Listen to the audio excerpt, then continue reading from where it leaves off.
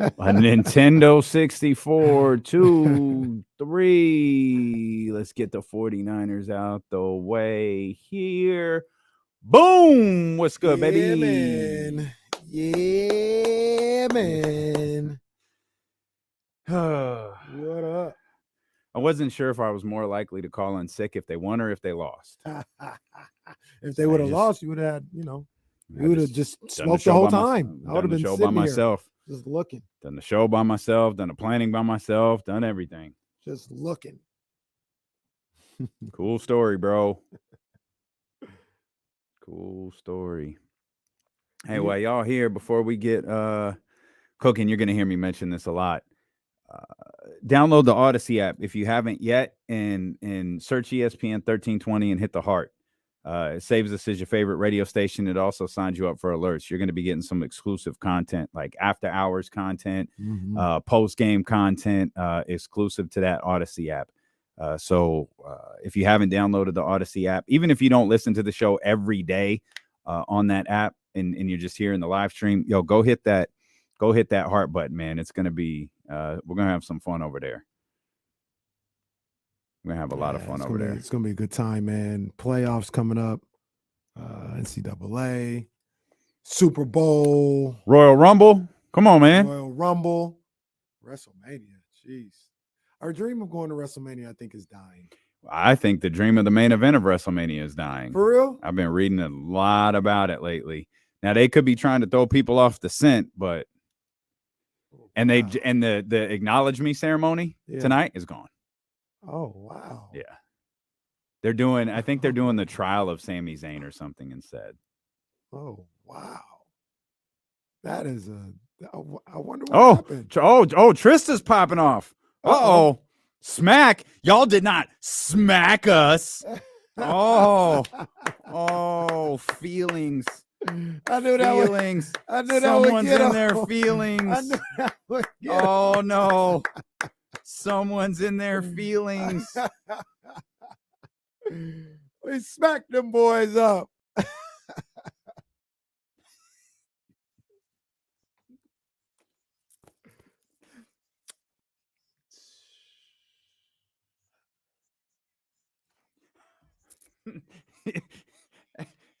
Hey, yo, they in their feelings out here in these streets. They in the feelings. It is what it is, baby. It is what it is. Them poor Cowboy fans is going through it today. Oh, Lord, from all over the world, they're going through it. We welcome you in here, and they should be used to this feeling. It literally happens to you every single year. Most of them wouldn't have lived to see anything different. No, you don't know any different. You don't. Welcome to the Monday, January 23rd edition of Dealing with KC. I'm Damian Barling. Acknowledge me. He's Kenny Caraway. Hey, I apologize to the radio audience. YouTube, you see what it is? Hey, yes, sir. Acknowledge me. I get gritty on them boys real quick. The gritty on them boys real quick. The gritty on them boys real quick. Got him.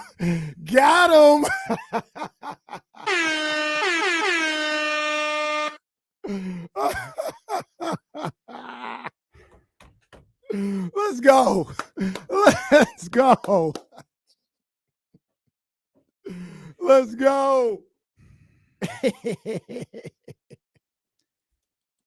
It's going to be a long day here on Dealing with KC, but we are so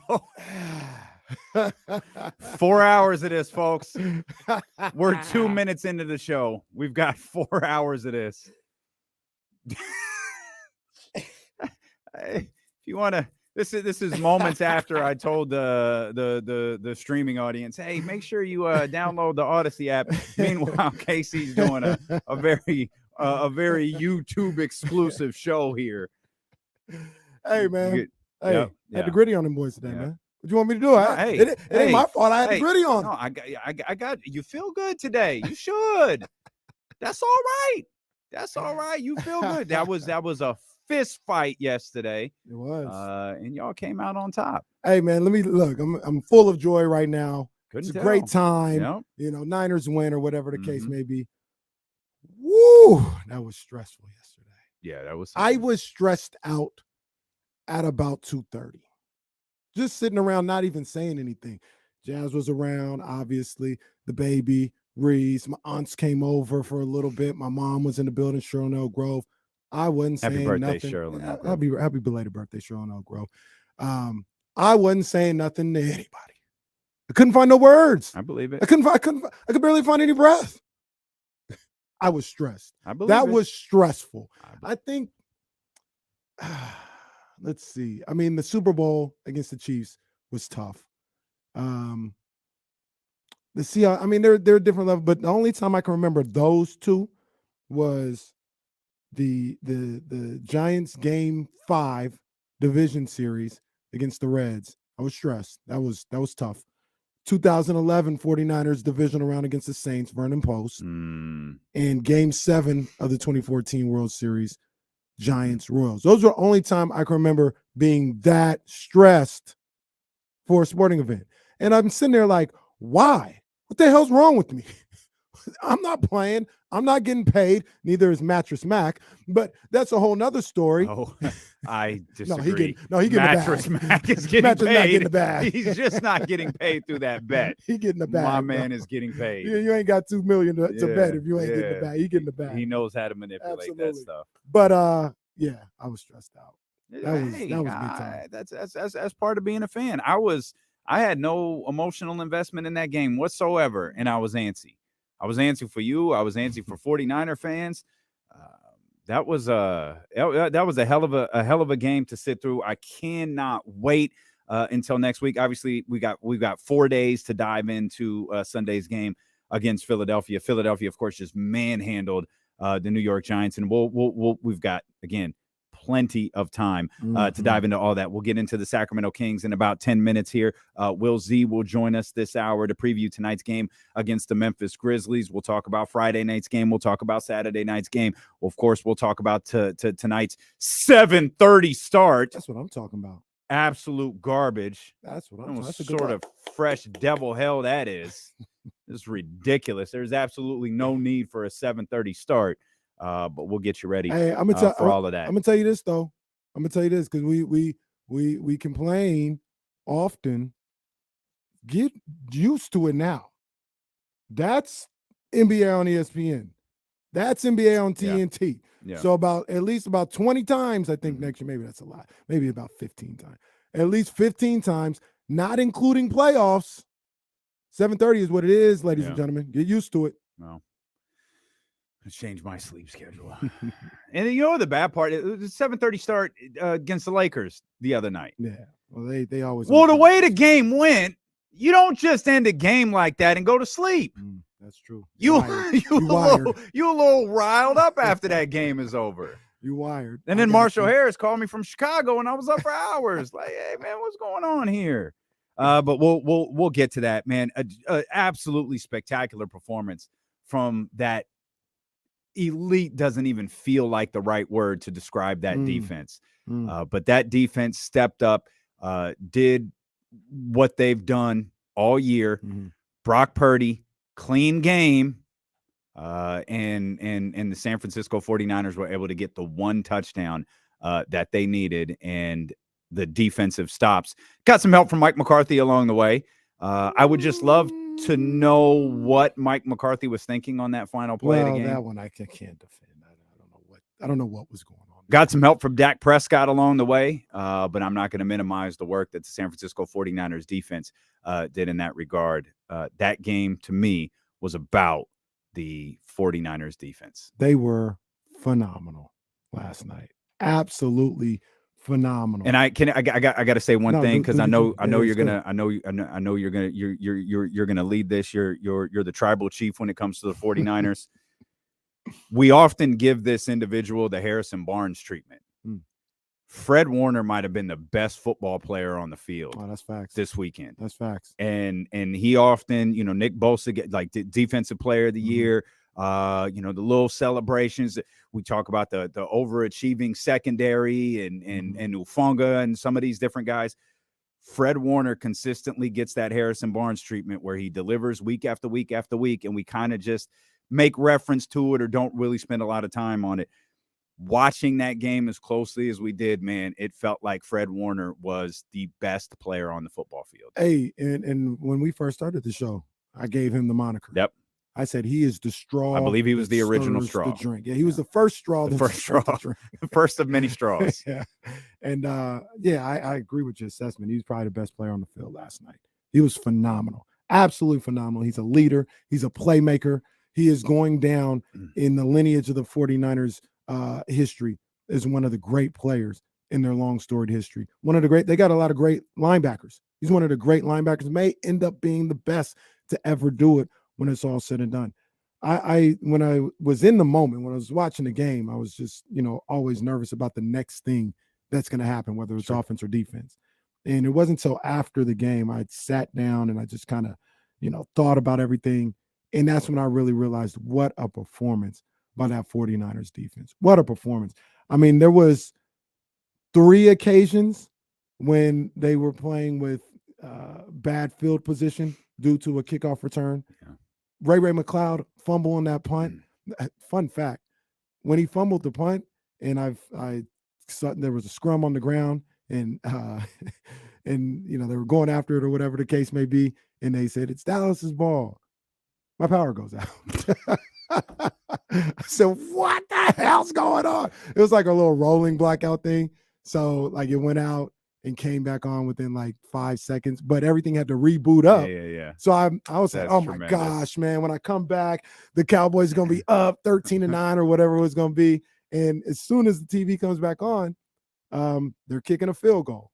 And I was like, they held them? They held them? Because I think that was I couldn't remember, but that's around the 15-yard line that fumble happened. Yeah.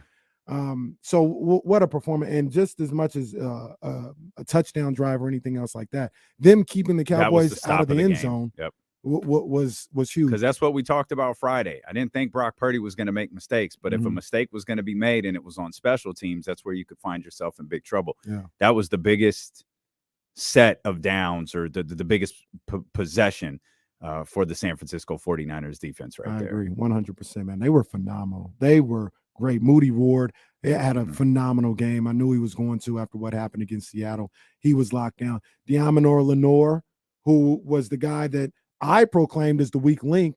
Shame on you. In one of the final 2 regular season games. He must have. He heard he heard everybody. He said he was keeping receipts. He heard everything at the end of the regular season. And now he's got 2 interceptions in the 2 playoff games.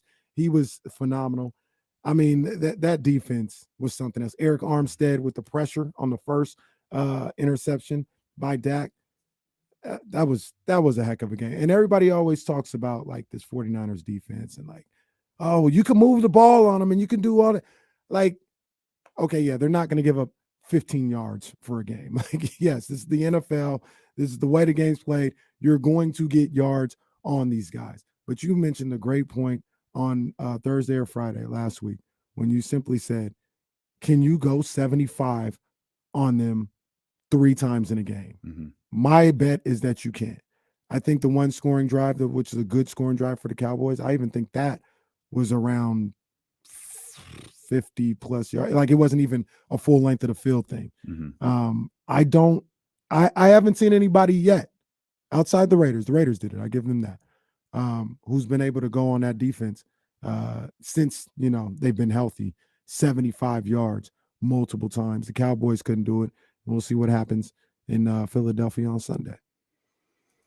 Yeah, that game on Sunday, if you thought this one gave you some anxiety, this is the number 1 defense versus the number 2 defense in the National Football League. And there's a lot more comparisons. There's a lot more close 1 and 2 numbers like that that we see here when looking at the Philadelphia Eagles and the San Francisco 49ers. Again, of course, we've got 4 days to get into that. Okay, I just wanted to give you just real quick because, we're going to talk Kings and everything.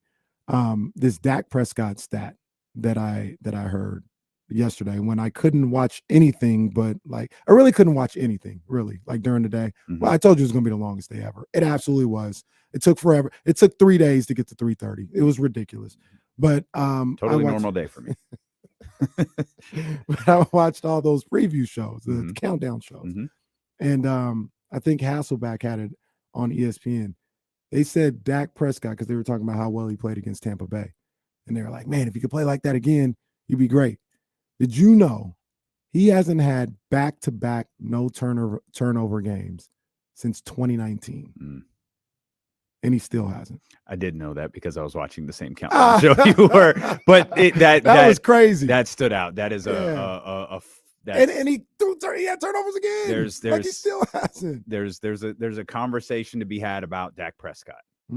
It's not today because this ain't the fan. We've got 49ers football to talk about. We'll talk more about Brock Purdy, Christian McCaffrey, some updates from Kyle Shanahan today at his press conference. Again, we've got 4 hours to do that. We want to dive into the Sacramento Kings as well, and we'll do that next. We're just getting started. Steeler with KC here on Sacramento Sports Leader, ESPN 1320. Hit the gritty on them boys. Shout out to Ramsey. Hey, Ramsey, man, you got your wish, man. Hey, he was right. Ramsey called it. Ramsey called it. He called it. He said, "There isn't going to be another game in San Francisco." Hey, when Ramsey's right, he's right. Hey, give my brother credit. It's spot on, big dog. Spot on. Give my brother credit. Yo, man. Hey, shout out to Andrew Sterling, man. Yeah, I saw him as soon as I walked into the building on Friday, man. Big ups to Andrew. It was nice chopping it up with you. Nice meeting you and talking to you for a little bit, man. So, big ups. Shout out Young Zell. Got to Young Zell was in the house. Didn't get a lot of time to spend with people on Friday's game, but that boy Damian he was fancy on Friday, man. We was in the same place. What are you talking about? We were literally all the pictures out there of us together. What are you talking about? I had to walk in with you. That's the only reason I got upstairs. I ain't never been upstairs before. Oh, man. Oh, Stanley. Yeah, where he at, Stanley. though? Where he at, though? Yeah, I guess that's final. Rui Hachimura on his way to the Los Angeles Lakers. Man, it seemed like something you could have got involved in if you was the Kings. Well, I'm not gonna say like they dropped the ball, but it was like, damn. Well, we've done this before. We don't know if they did. I mean, like, why didn't the Kings do this? Why didn't the Kings do that? Well, there could be reasons that they didn't. I'm going to trust Monty McNair. Absolutely. I'm gonna trust Monty McNair. Absolutely. That's hilarious. That is freaking funny.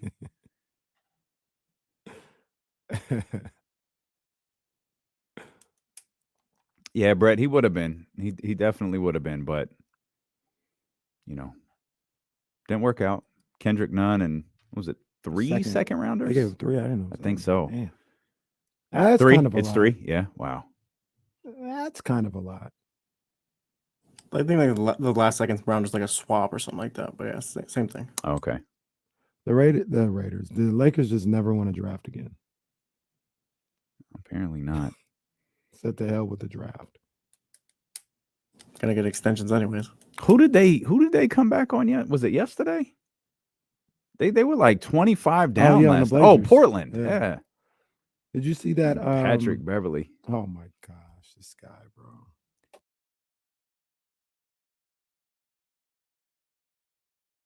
Oh. Goodness gracious. They know. That boy Patrick Beverley. Yeah, he. Come on, man. That dude. He just swinging out of his weight class, man. Hey, Warren, that's facts. We did. Yeah, we did. That's that was awesome. Up. We sure did. That was dope. Yeah, right as we was talking to Young Zell, we were kind of wrapping up, headed for the door. She said something to us. That was awesome, man. That was a nice surprise. I know we missed our man Mike. Mike was hoping to see us, and we weren't in them streets on Saturday. So Mike, hopefully we'll catch you another time real soon. Damian was like, me, Marvin, in the skybox. You hear this dude, man? See, why does it? So the funny thing about that is, was it me or was it like louder in the arena there? Did they have speakers over there? I don't know. It's funny you say that. I noticed that too. It was really roaring. loud. It was roaring in that arena. Which is awesome. Yeah. Which is just awesome.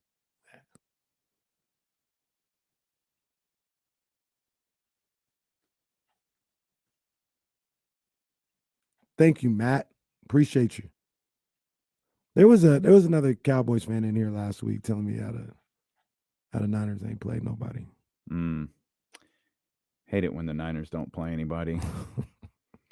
Niners don't play anybody, and I guess everyone else has. Did you see somebody on Twitter was like, they're like, hey, you can't be an average team with 13 wins, talking about the Vikings. I saw that. And he was like, Niners are mid. I saw that. Gotta hate when you punch yourself. Like, bro, sit down. Hey, good to see our man Brian West in here. Brian, what's happening, man? What's happening, baby? I feel like I ain't seen much of Brian lately, man. What's up with you, bro? That's a good point. I don't feel like we have.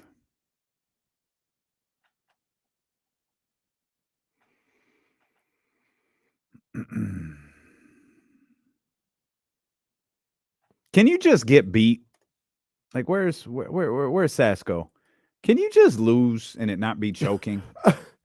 They were literally the underdogs in this game.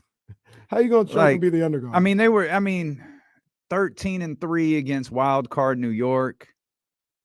Like, all right, 13-3 at home against wild card New York. That was a joke. That was divisional round. That was because they had a bye. You're right. Sorry, that was divisional round.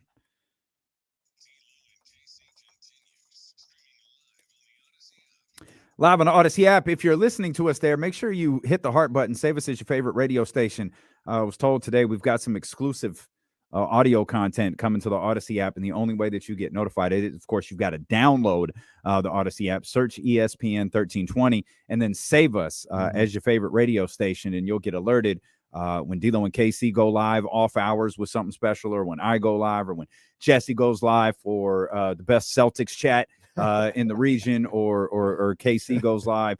Might go live after boxing matches. Hey, live edition of the 13th round. Yeah. You can get alerted of all of that stuff, but you got to download the Odyssey app. You got to search ESPN 1320, and you got to save us as your favorite radio station. Again, some great content coming that way, just as there is over on youtube.com/ESPN 1320, twitch.tv/ESPN 1320. Shout out to the crew on Facebook as well, who watches us throughout the day. We're so happy to be here with you. We'll get back to the San Francisco 49ers, Brock Purdy, update on Christian McCaffrey. He's got a bone bruise. He's day-to-day. I don't think that's anything they're overly concerned about. It didn't sound like that was something Kyle Shanahan is overly concerned about when he talked. And serious, dead serious. You know me, dead serious, man. Prayers up, Tony Pollard, man. I hated to see. And that turned out to be a bad one. I hate those tackles, man. I really do hate those tackles.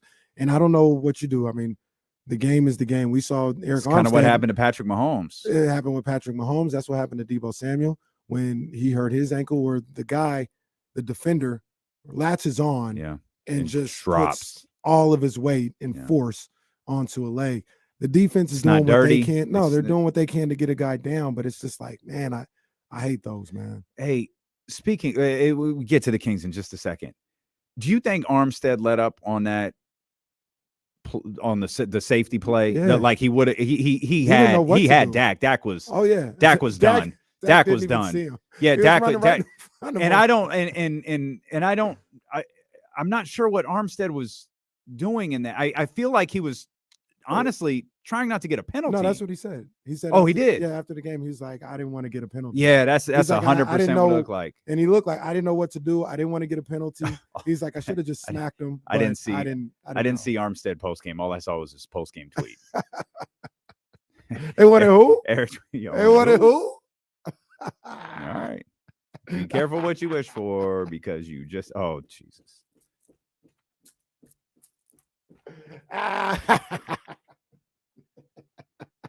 They wanted who?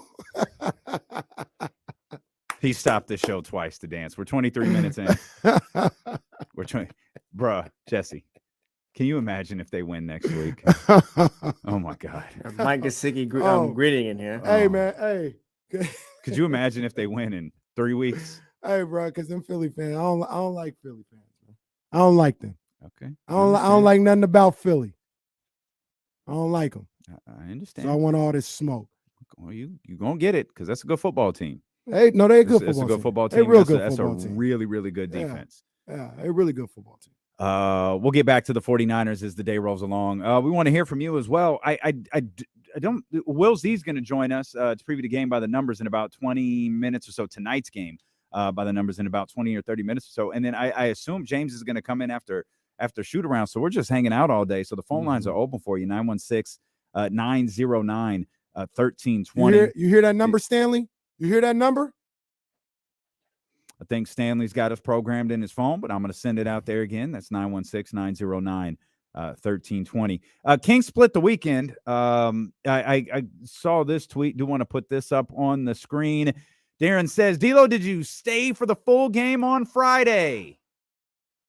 Yes, I did. It happened. I did stay for It the whole game on happened. Friday. And I'll tell you, as that last minute, 70 seconds Yeah, got that was crazy. it was clear. So I told Kenny too. I should have left. This is going to be on me. Like if this is going to be on me. But I did get to see the beam in person for the first time. It was glorious. Kenny is right. Doko is the happiest place on earth after the Sacramento Kings There's win. vibes all I around. It's cannot crazy. imagine what it's going to be like when it's not like 30 degrees outside after the Kings win and people actually want to just hang around downtown.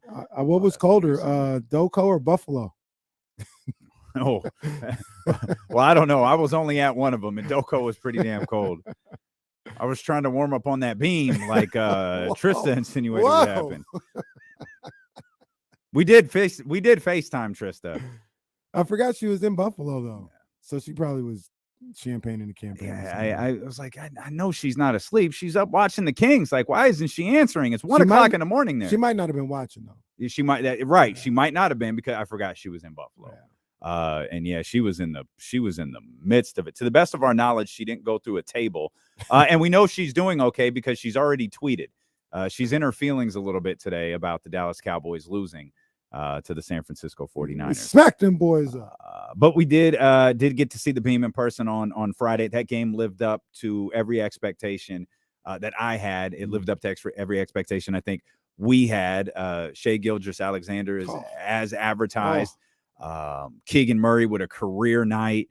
And then, of course, much to the frustration of Kings fans, that's followed up on Saturday with a loss to the Philadelphia 76ers, who went into the game without JoJo and James Harden. And it was kind of more of the same, a high-scoring 2-point loss, just destroyed in the paint, second chance points, just annihilated in that category as well. Kings superpower, their offense kept them around that one, but Philadelphia did enough to walk out of the Golden One Center. Yeah, man, that was frustrating. That was frustrating on Saturday. It wasn't. I don't know if I look at it the way everybody else does. I mean, I wasn't engaged. I was out for Cheryl Nelgro's birthday on Saturday, so I was like out of the loop of everything that went on. So shout out to Masters. You was at steakhouses that you have to get on the waiting list for 2 months in advance. I don't know. We weren't in there 2 months in advance. Mm-hmm. But we did need reservations. But shout out to Masters. That was a great place. You know what I saw there? Who's friend of the show, gonna pull up on us. Saw Marcus Thompson there. Okay. Yeah. Very I good. was talking to him real quick, man. So yeah, we gonna set something. Marcus up. Thompson wrote a great article talking. It like compared Christian McCaffrey and Debo to Clay and Steph. Mm. Oh, it was fantastic. He's It, one of the it, best. it was really, really good. He's one of the best. He wrote that in the Athletic last you week. know what he told me, and we was talking about it for a quick second, and I'm all for it. He was like, man, what's up with this 3-6 matchup? We gonna get it this year? I was like, I hadn't even thought about it. Let's go. 3-6 Warriors and Kings. Kings 3. Please believe that. Yeah. Yeah, so I was like all out of the loop. And I would every now and then I would check the phone. Kings up 17. Kings up. Oh, okay, doing work. And I was out of range, so I was able to watch it on the app. And I ended up like turning it on, and I was looking at the stats. I was like, wait a minute, I don't see JoJo here. Wait a minute, I don't see Harden here. Mm-hmm. Oh man, all right, well, handle business. And then all of a sudden, the lead just evaporates. And I see the end of the game literally lasts like 2 minutes.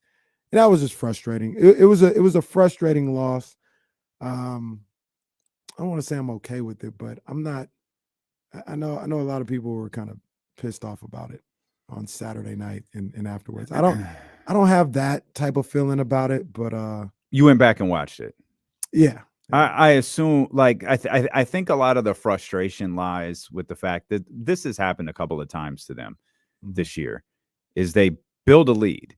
And I mean, ask the Portland Trailblazers about blowing a lead. Like, they blew a 25-point lead. The Warriors blew a lead in like 6 minutes or something like that last night. But I think, at least in my case, watching that game, that lead disappeared quickly and easily. Mm-hmm. It's not like Philadelphia busted their ass to chip away at it, and they got, it was a 21-point lead, I think is where it peaked at, and then they got it to 17, and a little back and forth, and then a couple minutes later they got it to 15, and they just hard-nosed grinded it out. Nah, they just turned on the effing jets, as Mike Brown would say, and before you knew it, it was gone. Yeah. And it felt I don't think this is factually what happened. It just felt like Tyrese Maxey did it by himself. Oh my gosh, he was a problem. And it got to the point where, okay, they're hitting three. They haven't missed in like 7 minutes. Mm-hmm. Again, I don't think that's true, but that's what it felt like. The thing that I guess come to accept is the right word, but with this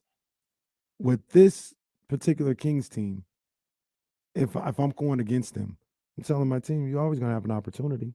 They don't play good enough defense. Stay with it. Keep getting to the cup. Keep running your stuff. They'll give you an opportunity to get back into the game. And that's probably what Doc Rivers was saying to all those guys out there. Just keep doing your stuff. Keep being relentless. Keep attacking. You'll get an opportunity. And they were able to take advantage of the opportunity. So it seems Chimezie Metu is okay. That's good to know. That looked bad. Yeah. It looked really, really bad. And the way he just kind of went to the ground after what looked like a hyperextension of some sort. Said the official diagnosis, I think, is a bone bruise. He was at shoot around today. He was on the court with his teammates. That's what I got from James. I'm not clear how much he did. When James checks in with us later on, we'll find out, how much work Chimezie Metu did. Point being, though, if you watched it, it looked pretty scary. The fact when they came back from commercial break, he was just getting up to leave the floor. So that was frightening, and it feels like Chimezie Metu may have dodged a bullet. In that same breath, I'll praise Rashawn Holmes, who did not play on Friday after the great performance he had earlier in the week, and with Sabonis out, and stepped in a game in which he probably wasn't going to play again, but stepped in, brought that energy, and contributed right away. Yeah, absolutely. Being ready to go. And that's the MO of all these guys on this roster and on the bench, starters, whatever. They're ready to go, when called on. And that's not always the easiest thing to do. Yeah. But a testament to their professionalism, to their talent, testament to Coach Brown and his coaching staff, and just the environment and the culture in that locker room. That it's just about winning, man. That's the only thing that matters, is winning, and this team winning. And if I'm a player and I can contribute to that on the court, great, I'll be ready. If I'm not playing and I got to contribute with advice or motivation or whatever the case may be, I'll do that too. The biggest thing in the building right now is winning. How many times in the last 2 years did I preach? Winning has to be first. Yeah. And we seem like we're at a place right now where winning is first. Yeah, it absolutely does. And I hope another tremendous game that Harrison Barnes had isn't lost on the way that it ended. Mike Brown said it. That stuff happens. Paraphrasing, so that stuff happens. That's not why we lost the game, and he's right. It's not. It's a singular moment you can point to because it's at the end, and I know you'll preach. Make your damn free throws. And there was a stretch between, I think it was Domas and maybe Trey Lyles. Yeah, they missed four straight. And they It didn't was like miss a 2-point game at that time. They didn't miss a ton of free throws. Like they missed 7 on the day. Yeah. They shot and that's too many. Of course, when you lose by 2, that's way too many. But I hope the game that Harrison had against Philadelphia isn't lost because of the way that it ended. He had the stretch of incredible basketball, continues. He didn't do as much on Friday as he normally does. But Keegan Murray decided it was his night to shine. And he set career highs in points and rebounds after setting a career high in rebounds like the day before. No, like I said, I don't know what the exact post was after the game on King's Twitter and King's community and stuff like that, but I know I saw some people were upset, about the loss, and they weren't going off the deep end, but It's tough when you lead by 20 and I think it's Joe and Harden being out. You felt you had it at home, and then you let it go. And I look to it where it's a missed opportunity. But the positive thing about this Kings team and why I can't get too up in arms about it, and I have the ability to look at it and just say, hey, it's a tough way to lose and nothing else, is they've taken advantage of so many opportunities. For lack of a better term, they put so much money in the bank with this season. Where a missed opportunity like that doesn't seem as devastating at this point in the season. And that's what you want to do when you have these opportunities early. You want to pack away that money in the bank, because there are going to be games like this. I'd hesitate to say, look, there's going to be another game or two like this year where you're up 15, probably more than 20 that. game or 20 points, and you feel like you got a game in hand and you let it go by the wayside. What you've got to do is those times when you're the one making a comeback, or you do have the lead and you can hold on to it, you take advantage of those times. And they didn't do it on Saturday. This team they're more than all right. I think I think the other concern too is the way that game went, feeling like you could have gained ground. And that's probably something we should talk about too. Or maybe I shouldn't say gain ground, because I don't know. You could have separation. Yeah. You could have separated. And I just don't know that that's going to happen this year. At least not to the degree in which we've seen it in years past. There was I don't remember what year it was, but I feel like James Harden was with the Rockets. Rockets lost a game at the end of the regular season, like the game 82. And it shuffled 1 through 8, or not 1 through 8, might have shuffled like 3 through 8, completely. Like everyone bounced all over the place. It might not be that extreme, but given how, I don't think this is something we're going to be, popping bottles for the first week in April. I think they're going to have a few games to play before, you could really especially since they play the Golden State Warriors in the second to last game of the season, in the final home game of the season. I don't know, man. I think you could, though. I think you could. With this particular group, with this West, I think they can make some separation between themselves, whether it's 3 or 4, and 5, 6, 7, 8. I think we could see them maybe at the All-Star break. I'll put a time All-Star break. Maybe a 3 or 4 game separation. From let's just say worst case scenario 4. Okay. Between 4 and 5 through 8. Okay. Whereas if they're 4, they can be 4 games in front of the 6th seed. I think they can do that. Okay. What are they right now? They're 3 games ahead of. They're 3 games ahead of the Clippers. Yeah. The Clippers who've won 2 in a row, and this is, another, helping hand for that loss on Saturday. Dallas lost. New Orleans has lost 4 straight. I don't think this matters, but Memphis and Denver both lost. Again, I don't think that matters nearly as much. Golden State lost last night. Utah lost. Obviously, Portland lost. Portland is struggling. Yeah, Portland's struggling. Yeah, Portland is struggling for sure. Did you see Dame post game at all? Did you see that clip? No. He was alluding to the fact of like he was a little frustrated because I think they were pushing him to ask like, should you make a move or do you still want to be here? Is that where he was talking about? I want to win. Yeah, and he kind of went on. He's like, man, it's just disrespectful for you guys to ask me this, man. I didn't see. I did read that. Yeah. I did read that this morning. Okay, Dame. Welcome to being the face of the franchise, buddy. Like, goodness gracious. I kind of felt him a little bit though. Yeah, but because it felt like they were trying to catch him up in something. And it's like, if I'm him, how many times do I have to tell you? I know you got a job to do and you got to ask. But after we lose a game, don't keep asking me like, do you still want to be here? I don't know what was asked. Yeah, it seemed like there's something along that lines. Like I keep telling you guys, and it feels like you guys are trying to catch me up in something. Like stop. Like I'm from everything that I can tell, we're not Belo and JC in Portland. We're not PDX in Portland. But Dame seems good to that media. He gives them good quotes. He talks and all this other stuff. Like have a little respect back. Like don't try and put me in that situation. You don't ask him that after every loss. Yeah. Or the third one in a row. I think the other thing that frustrated Kings fans on Saturday night, in addition to the loss, was kind of the look ahead.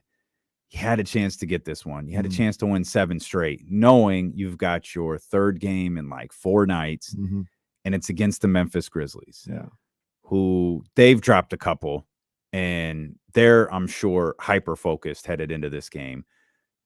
They're starting to get guys back, and I think there's also that, Memphis is a tough matchup for Sacramento, if not the toughest matchup for Sacramento. It's a tough setup for the Kings to be in, to not be able to handle business before that, because like you just mentioned, you got those Memphis Grizzlies coming into town, and that's just a matchup problem. It's a matchup problem. They beat them this year.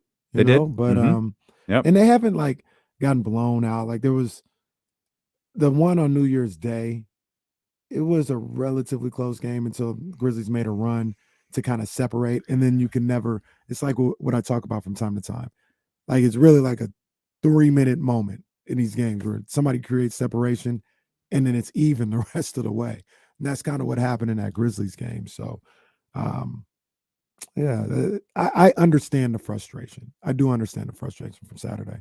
Missed opportunity. I want this one tonight, though. I know that much. I want this one tonight. Okay. Yeah, Memphis is they're annoying. They're annoying. They are. Yeah. They hit the heel turn pretty quick without winning anything. That's kind of the weird part. Like you knew the Warriors heel turn was going to happen fast because they were just winning, and you can't sustain that level of success without people starting to hate you. Yeah.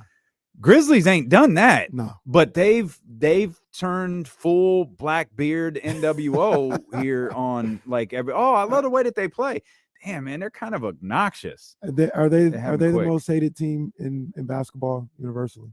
I mean, you got your traditionals, like people don't like the Celtics and the Lakers, but I'm just saying, like, as a team today, I think they're up there. Yeah, I would say the only two I could think of are them and the Suns. Are the Warriors still hated?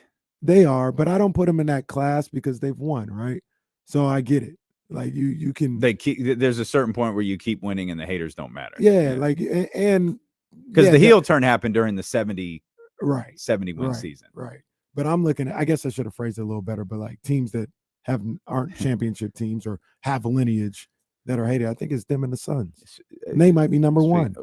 Speaking of, I honest to God had completely forgot about this. We're gonna talk to Will Z in a minute.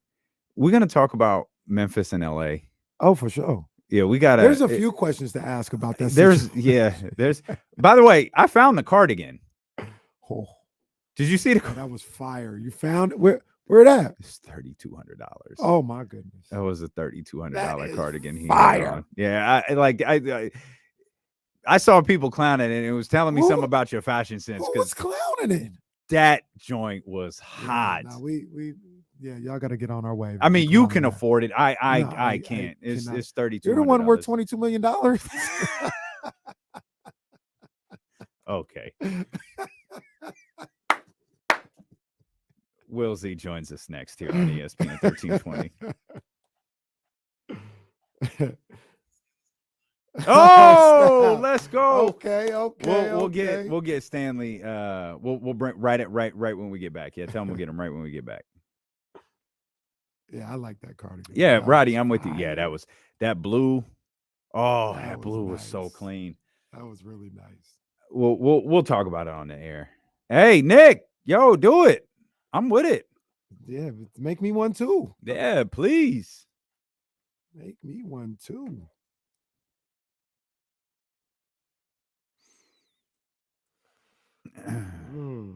Christoph still hurts. Yeah, I see that. Bronny could pick Oregon. I mean, Bronny already got the NIL, right? Yeah, With Nike. yeah. Makes sense.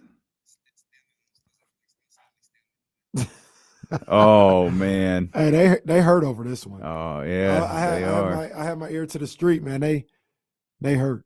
Oh, Lazy's fired up. He's ready. What you want, Lazy? What you want, baby? What you want? It's gonna be a good matchup, man. What's up, Z, William? What up, man? What's up, you guys? Happy day, Kenny. Congrats. Very much, man. Congrats to you too, baby. You know what I mean? That was a fun game. It was a fun outcome. I didn't feel the fun during the game. Yeah. I was stressed. I for some reason wasn't too nervous. I don't know.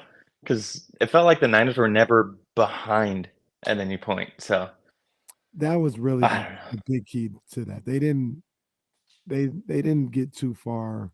They were down by 4, or 3 at one point after the touchdown, but it didn't get to a point where they had to, start throwing the ball every time or anything like that. Like, yeah. they kept it close. Yeah. Testament to that defense. Mm-hmm. Is I'm looking at this commercial right now. Is All-Star voting closed? Yeah, closed on Saturday, I think. Yeah. Hope you got your votes in, everybody. Hope you got Yes, it in. indeed. I got some, as you guys were talking about it, made me think of some stuff. I pulled some numbers for the 3-point shooting last game, kind of by half, if you guys want to talk about that before getting into tonight's game at all. Okay. Yeah. The first thing we're going to do, Will, is we're going to take Stanley's call. Sweet. Yeah, and then do you have a 1 o'clock? I didn't ask you that earlier. Nope, not today. All right. So we'll get Stanley. We'll ask about the 3-point shooting, and then we'll get into tonight's game. Sweet. Oh, shoot. I sent out that email and forgot to include something. Damn it. Gotta throw a party for my day ones. But they're late some. Mastro's was a vibe. Yeah. I had never been there before. Yeah. That was Is it downtown? Yeah. Okay. Yeah, it was a vibe. And like when I mean that, like the food was dope, but like it almost felt like a New York, like the scene, the bar area. It was jumping, like that was a cool. Might have spot. to do that one. Yeah, we got to make that move. It's a steakhouse, I assume. Mm-hmm. They got a little bit of everything. They got some Brussels sprouts for you. Thank you. Some asparagus. Oh, there we go. There you go. Some It mushrooms. was really good too. I had the asparagus. Asparagus was bomb. Asparagus cooked. Do you have a cat too? Yeah, that was a loud one. Sorry. It's like, what is she doing? She doesn't normally meow that loud. We got everything. That's great. Yeah, you do have a bunch of. Do you have like chickens or something? You have a bunch. Yeah, of, we do. Okay. Yeah, which has been very helpful for the recent egg price surge. There Oh you my go. gosh. Right. Hang on, Will.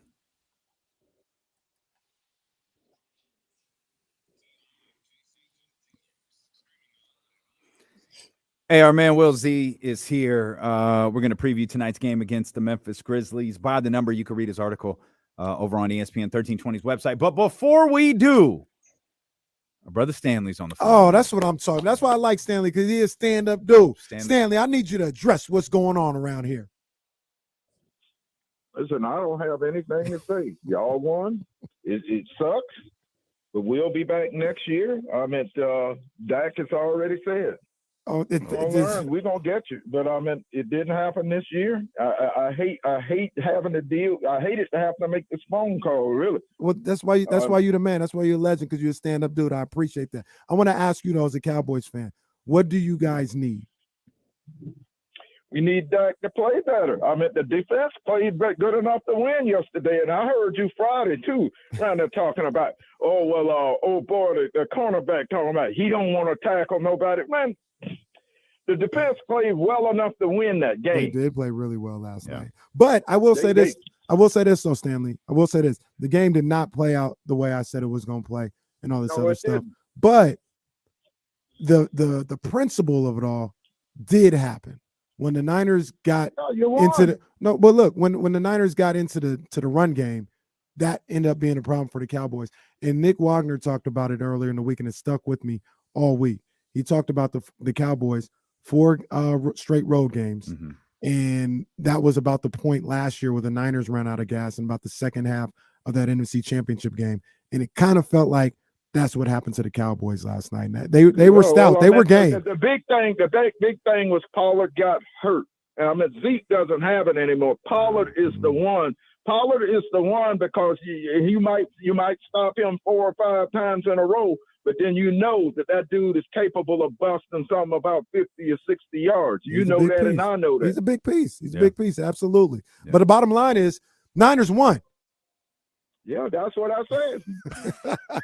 You the man, Stanley. You're the legend, Stanley. You the man, big Hall dog. of Famer. We appreciate you, brother. And cheer up. He'll be calling soon about Bobby Hubbins and Danny Fortson. Danny Fortson. I'm looking forward to that call as we welcome in our man, our ESPN 1320 statistician, Will Z. Will, always great to have you. You had pulled up some numbers regarding 3-point shooting from Saturday. Before we dive into that Grizzlies game, what did those numbers show you?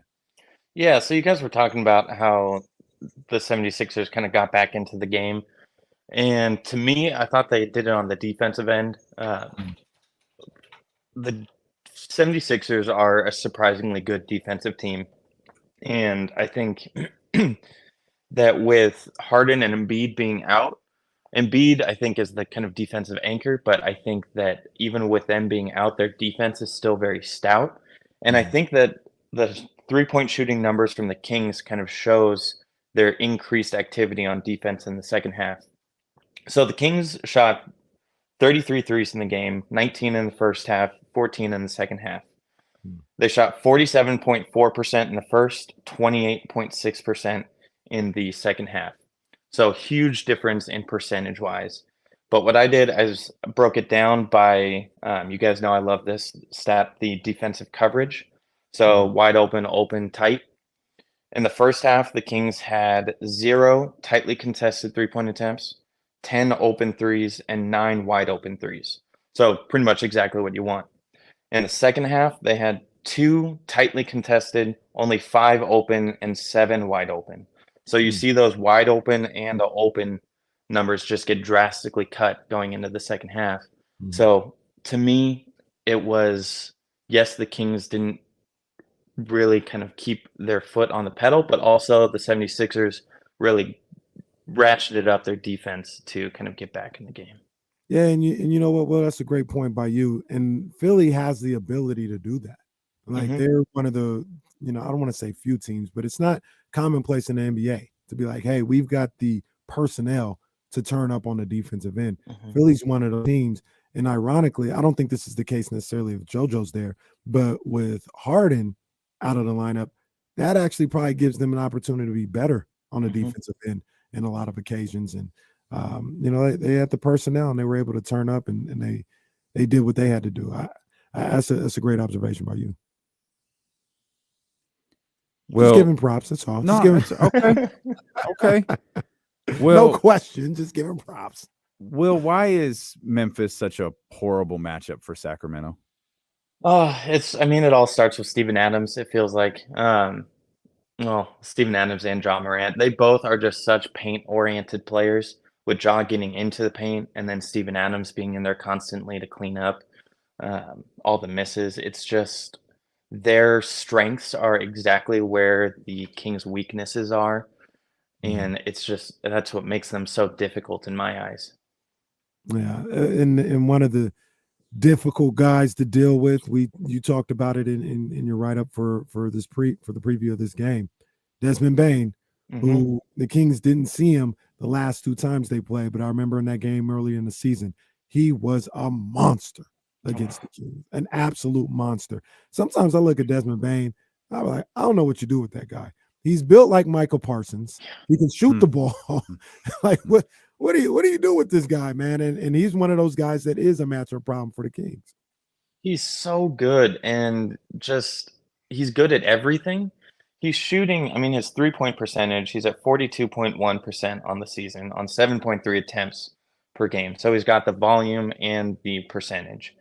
In the first game, like you said, Kenny, he had 31 points. He went 6 of 8 from 3. And then you throw in the fact that he's grabbing 5.2 rebounds and dishing 4.2 assists per game. He is like the perfect complementary player to do everything well to help a superstar like Ja. Yeah, absolutely. And I think the biggest concern is Steven Adams, who I think Steven Adams, I think he's starting tonight's game with 7 offensive rebounds.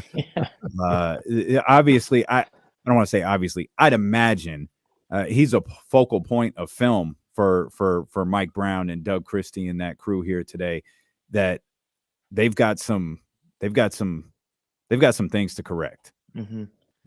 And it'll be interesting to see if Keegan is really his rebounding surge that kind of gained publicity started after the Lakers game, which was a few games after the Memphis game. So we haven't seen rebounding Keegan against the Grizzlies yet. So I'm hopeful that him being more locked in that aspect helps deal with Adams. To me, it's like you got to find him right away. You have to box him out, hope for some calls, maybe some over the backs, but I just don't know if there's any one thing you can do to stop someone like Adams on the glass. Yeah. Hey, Will, I want to ask you something real quick. From the Kings' point of view, right? They've been able to do, and you wrote about it a little bit. We saw on Friday a career night from Keegan Murray. And it kind of seems, I don't want to say the culmination because that means it might not happen again or might not get better, but it seems like he's been playing really well as of late, starting to maybe get his NBA legs under him after, the start to his rookie season. What have you seen from Keegan in the last 10 games or so that's really stood out to you? Oh, he's been so good. So his last 10 games, he's at 14.3 points, 5.7 rebounds, and 1.3 assists. And he's shooting 53% from the field, 50% from 3, 92.9 from the free throw line. So it's just those percentages that are off the charts, especially for a rookie. And it's not like he's taking 2 threes a game. Like he's got the volume to back it up. And he just looks so poised. I forget which game it was, but he hit that huge corner 3 at the end of the game. And it's just, he didn't look phased at all by taking that shot. And I think that's what's impressed me the most. Kenny and I kind of have these half-ass grins on our face because, Will, we can't hear anything you're saying. You sound great to the audience. You sound perfect. We're having an issue here in our studio. That was a great point. So Will. as soon as Will's mouth stopped moving, we just started talking again. So, Will, thank you as always for your incredible work, and we'll see you Wednesday. Appreciate it, guys. Have a good one. I think he said, "Appreciate it, guys. Have a good one." I made that. He could have said goodbye, jackasses. Yeah, he probably he should have. He should have said goodbye, jackasses, and it would have been just fine. But thankfully, Kenny's in the room with me, so we can hear each other fine. I'm not really sure what's that. It's that damn 102.5. Turning up. Yeah, turning up here and messing with the Mia, come on. This is just such a difficult matchup for Sacramento tonight. It's the It is. size that you talked about with Desmond Bane. It's the size with Steven Adams, and you know we've talked about it 3 times so far this year. Steven Adams, the one player in the league who is physically strong as Domantas Sabonis, maybe another guy is. We didn't have to see on Saturday. Yeah. You know, Joe might be the other one in that comp, but Steven Adams is just pure strength, and he's the one who can kind of go toe to toe with Domantas Sabonis. And then on top of that, you got a guy like Jaren Jackson, Jr., you know, Triple J, not Double J, Triple J, out there being a stalwart on the defensive end, blocking shots left and right, being able to stretch the floor with the way he can shoot the rock. It's just a tough matchup, man. It's a tough matchup for anybody, obviously, because they got one of the best records in basketball. So it's no shame with the Kings feeling like, man, it's a tough matchup, because everybody in the league is going through the same thing with these Grizzlies. But you know, the matchup that we're always got our eye on here is De'Aaron versus Ja. And I really feel like if De'Aaron can match or outplay Ja Morant, that's one battle they can win. I think Sabonis versus Steven Adams. Look, Steven Adams is going to be on the boards doing a great thing again. Like you said, he just got his 8th offensive rebound of the night right now. But I think Sabonis can play right there with him. He's not like, I don't think 23 rebounds is going to happen again. I should, you know, be careful saying that, but I don't think it is. And then you got, you know, the others, and depending on what's going on with Malik Monk and Harrison Barnes and Keegan Murray. Now, I think you can kind of go blow for blow with these guys, but you need your 2 guys to come and play at a very high level, and that's De'Aaron Fox and Domantas Sabonis.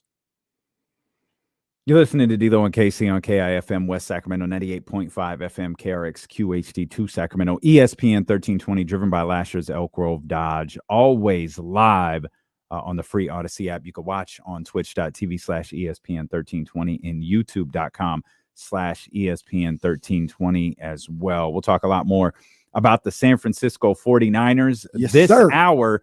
We'll look ahead a little bit to the San Francisco 49ers and the Philadelphia Eagles. We'll talk about the rest of the football games that happened as well over the weekend. Another Kings thing I want to bring to your attention, it certainly got my attention following the 76ers game, was Mike Brown talking about Malik Monk, and he referenced Malik Monk, and it was you know, something along the lines of, you know, it's not something we've addressed yet, but if it, you know, it's something we're going to have to address. And I'm listening to Mike like, okay, I wonder what he means by that, because you can't do to Malik Monk what you've done to Terrence or Rashawn or at what point Shemezi. Like that isn't gonna work. Like, Malik is way too valuable, even when the shot's not falling. He's way too valuable for this team to even consider making a change there, in my opinion. I agree with you. I mean, there's no time to mess around. You know what I mean? Like, just have a talk with him and say, hey, get back to playing your game. Don't stress about anything. I think hell, just tweet. I got to do better, Sacramento. It worked last time. Just tweet that again. Right. But yeah, man, like, have a talk with him, have a sit down with him, you know, to make sure, you know, heart to heart, let him know he's good, check on him, whatever the case may be. And that should be it. Yeah. There is no minutes reduction or nothing like that. Like, no, he's part of what you do. And that's some would say maybe the gift and the curse of this roster. I like the roster. I've said it before. I don't think they need to make major moves. If there's moves made, cool. But I don't think they need to do anything. But this is who they are. You got guys like Malik Monk who are kind of streaky from time to time. You got guys like Chimezie Metu who are streaky, Terrence Davis. You're going to have ups and downs throughout the season. That's why they average what they average, right? Because they can hit 27 one night and 8 the next, and that averages out to about 15. I don't know exactly, but you get what I'm saying. Like that's why they are who they are, and you've got to ride that out if you're Mike Brown and the Sacramento Kings, and you've also got to make sure that they never get too low or anything, right? Like they're never feeling too down on themselves. Hey, I know you had a couple of bad games. Don't worry about it. Get right back at it, baby. This is what we ask you to do. This is why you're here. This is why you're Malik Monk. Those are the talks that you need to have with them. I feel that's what Mike Brown is doing. But that's how you handle this type of group, especially a group that's so based on their offensive skill set, right? Like this group of guys, they're a bunch of offensive players. So you got to make sure those offensive players feel good or as good as possible, as much as possible. Malik does so much on the floor too, where you always want his shot to fall because it feels like the game becomes more dynamic. He becomes more energized when his shot's falling. But he contributes so much. He throws some stellar passes. Yes.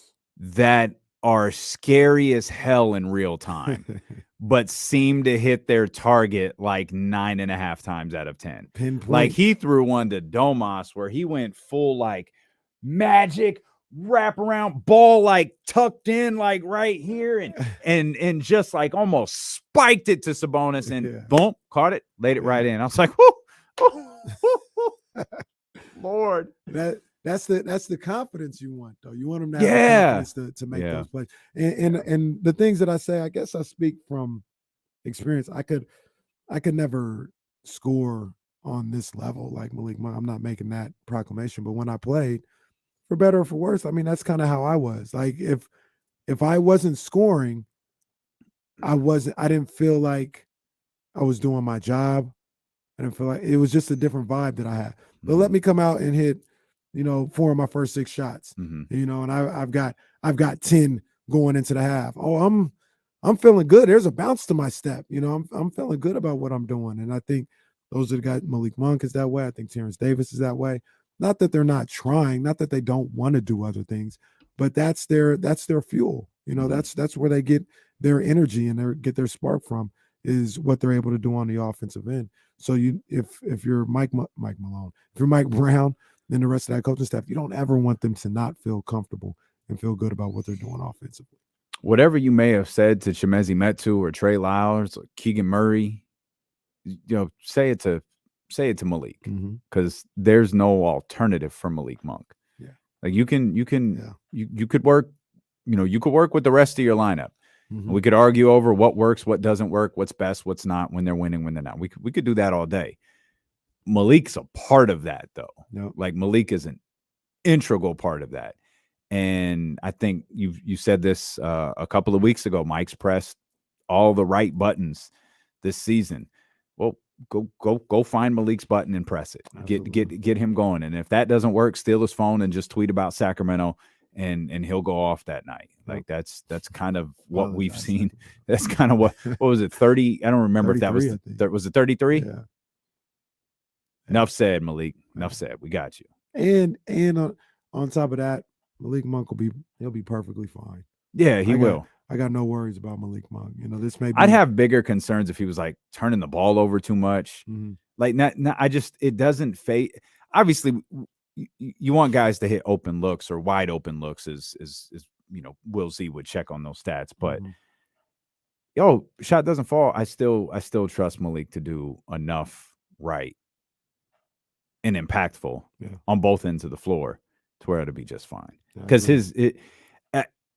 his energy absolutely intensifies when his shot's falling and the crowd gets behind him like no other. But I don't feel like he's ever down or lazy when the shot's not falling. Yeah. Like he's still hustling. He's still moving. He had a block in yesterday's game. Shot didn't look, I think it was like 3 of 10 yesterday. It wasn't particularly pretty. That dude was busting his ass on the defensive end, especially late. He's part of what we talk about. We talk about it. I talk about it. About the only thing that matters to Malik is winning games, man. He wants to win. He wants to be a part of a winning team, a winning season, a winning organization. I feel like he's the type of guy that's gotten wrapped up in everything that's going on here in Sacramento. He loves it. He loves everything that's going on.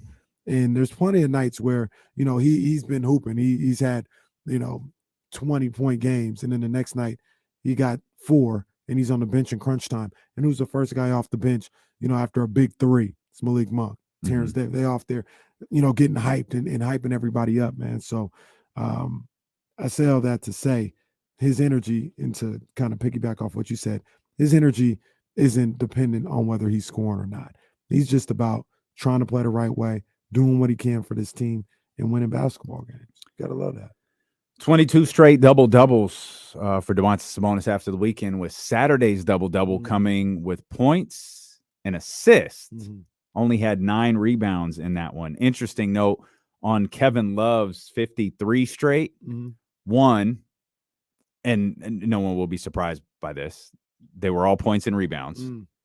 2, it ended in Sacramento. Who was he playing against? DeMarcus? It ended March 20th, 2011. Oh my gosh! What was going on here in 2011? So put that lineup together. Did we even know if the Kings? Jason Thompson shut his ass down. I don't know what it was. He actually, to be fair, he only played 15 minutes. The Kings, I think, won that game by it was some 31. Wow. It was some just absurd number. Derek Williams. He didn't play the next 3 games. Came back and played 2. And then sat the rest of the season. So I think it was game 70, 71 of the season or something like that. He wound up missing the next 3, playing 2, and then being down for the game. But 53 ended in Sacramento. Now the funny thing is, there's also an Elgin Baylor 55 in there as well. Double doubles? Yeah, there's an wow. I couldn't find the years for Elgin Baylor because I wanted to find out, because Elgin would be far more likely than Kevin Love to have a couple of points and assist double-doubles in there. But anyways, point being, Sabonis's double-double was points and assists. I had a thought. It was a ridiculous thought, because it would count. But I remember late in the game I was looking and he didn't have the rebounds. Yeah. Damn. I started thinking the same thing. Monday on D-Lo and KC. Does this count as a double-double? Yes. I started thinking the same thing, and then I realized, wait a minute, it's a double. What are we talking about? Of course it counts. What are you doing? And I guess originally they had credited him for a rebound on the final purposely missed free throw. Yeah. And he had a triple-double. Oh, they took it back. And they took it back. That. Yeah, they scored it differently shortly thereafter, and he went back down to 9 rebounds. He had a triple-double on Friday too, didn't he? He did. Yeah. There were a lot of crazy numbers on Friday. There was. Keegan Murray's 29 and 14. 29 and 14. Keegan had that arena on fire. The Murray. It got louder every 3 that he hit. One really under-discussed stat is he's the second quickest player to 100 made threes to Lauri Markkanen. The Sacramento Kings sent that note out on, I think it was Friday night. Yeah. But yeah, he got there in 42 games. Markkanen got there in 41. I think he's tied with Luka for the second fastest. Yeah. Yo, that's major. Not a note that I would have expected. That is major. By the way, Sabonis 18, 14, and 14 on Friday. Good Lord, man. He don't have Jason Kidd triple doubles. No, not at all. No. He don't get all the time. But when he gets them, they're like, it. Damn. Yeah. Yeah. But no, Keegan Murray, I was thinking after that game, and maybe I was just fantasizing Mariah Carey, and ODB. Sweet fantasy. Yeah. After that game, but it was like, damn, I wonder what Keegan's gonna look like in year 3. Mm-hmm. That's why James Ham and all this trade Keegan Murray stuff need to calm down. And then I wonder if Keegan has it in him, in his game, to get some ball handling stuff and be able to work somebody off the dribble, and because if he gets that in his game, Lord have mercy, it could be a problem.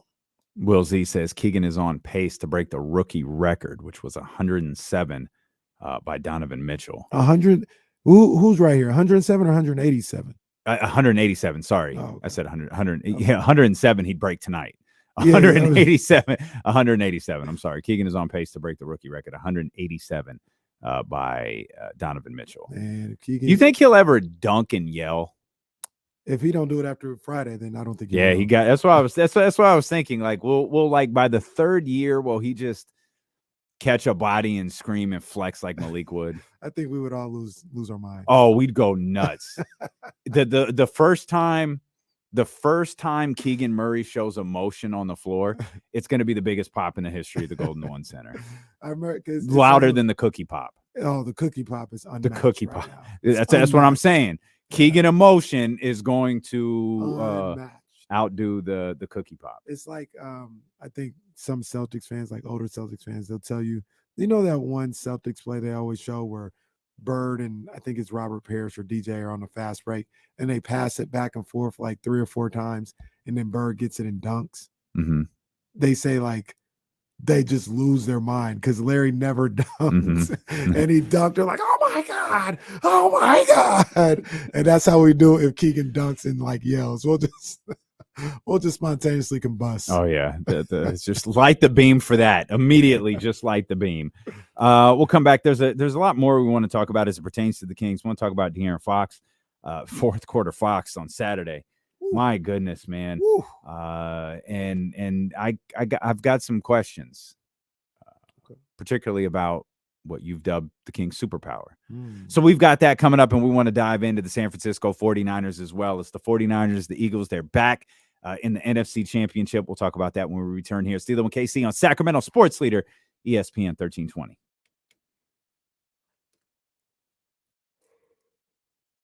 That was weird. Yeah. It was weird that it happened to you too. Yeah, that was a trip. Well, we're good on the radio and everything. Huh? Yeah. I as soon as it started cutting out, I looked at Jesse and he didn't react. So I knew, okay, we're fine. And the chat didn't say anything, so I knew we were fine. Check.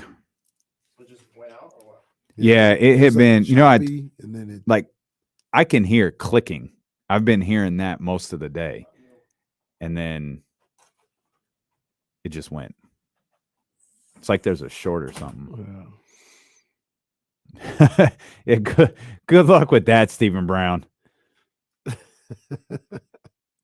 That would be tremendous. That's a good. You think he's still the MVP? Or is it Patrick? That's a good question. I think it's Hurts. Yeah, I do think it's Hurts. Okay. MVP. All right, we're gonna see what's up, man. We're gonna see what's up, Leezy. Yeah.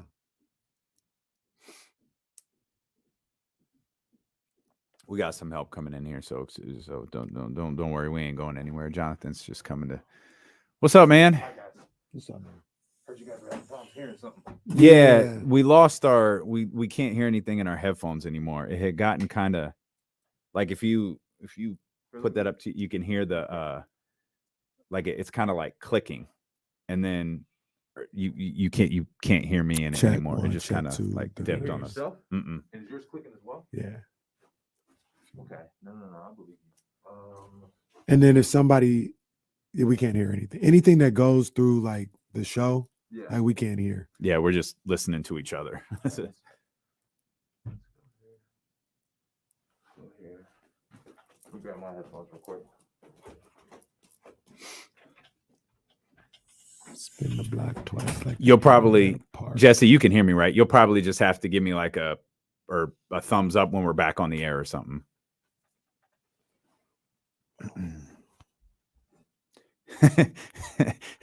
I hate you so much because that was the first thing I did.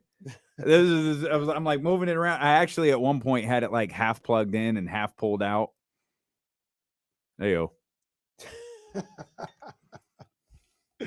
Ew. Turn it off, then back on. Yeah. Dust off the Comrex.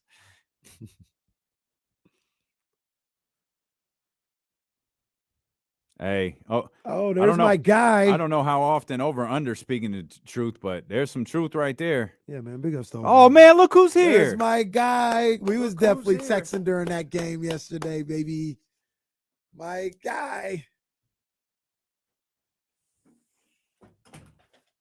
The chat's suggesting we turn it off and then turn it back on. That was mine. Yep. Yep. Yes, sir. Black Bottles 916 in the building. It's my guy. Indeed. Black Bottles. Black Bottles got some things on the horizon, boy. Oh, word. Just wait. Just wait.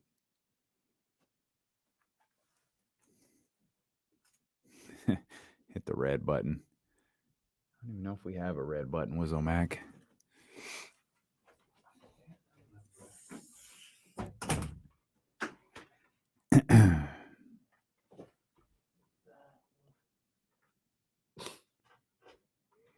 I told Kenny I was blowing in the thing like it was a Nintendo cartridge before the show started. This will do it. Jonathan don't know nothing about that either. He's a little too young. I was born on Sega Genesis cartridges, yo. Oh, there you go. See, I never had a problem with Sega. Sega never gave me no problems. Which one Them had damn the Nintendos though? Jeez. I Oh, was just trying to play baseball PlayStations were stars. CDs, right?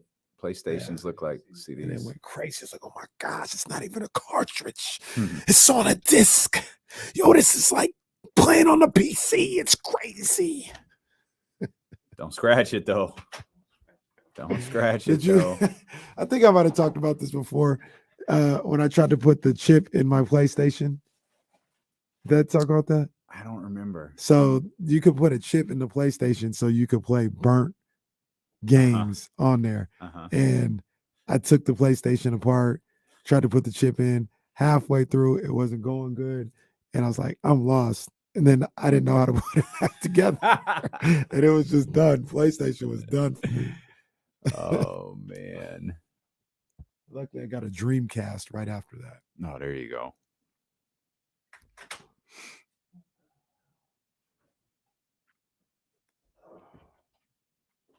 Yeah, Dr. David, I couldn't do it. I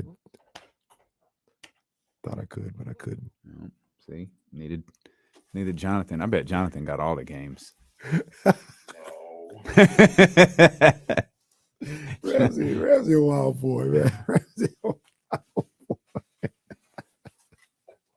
Hang on.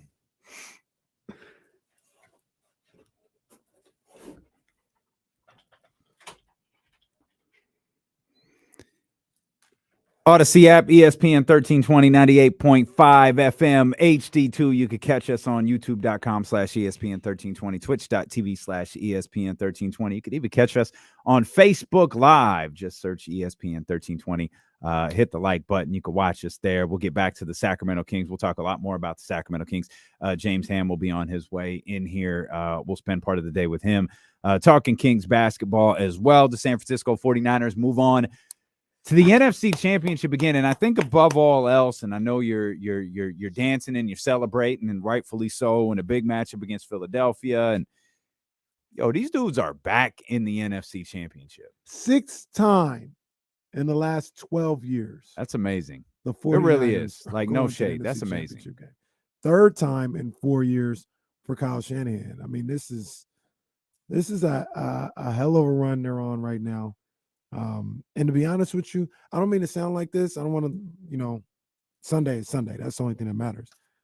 I mean, it's not. They've got it rolling with that organization. It's not going nowhere no time soon. We are in the midst, and this is why I talked about when I don't know how long this window's open for this particular group. Maybe it just is that 2 or 3 year run. But Kyle Shanahan's not going nowhere.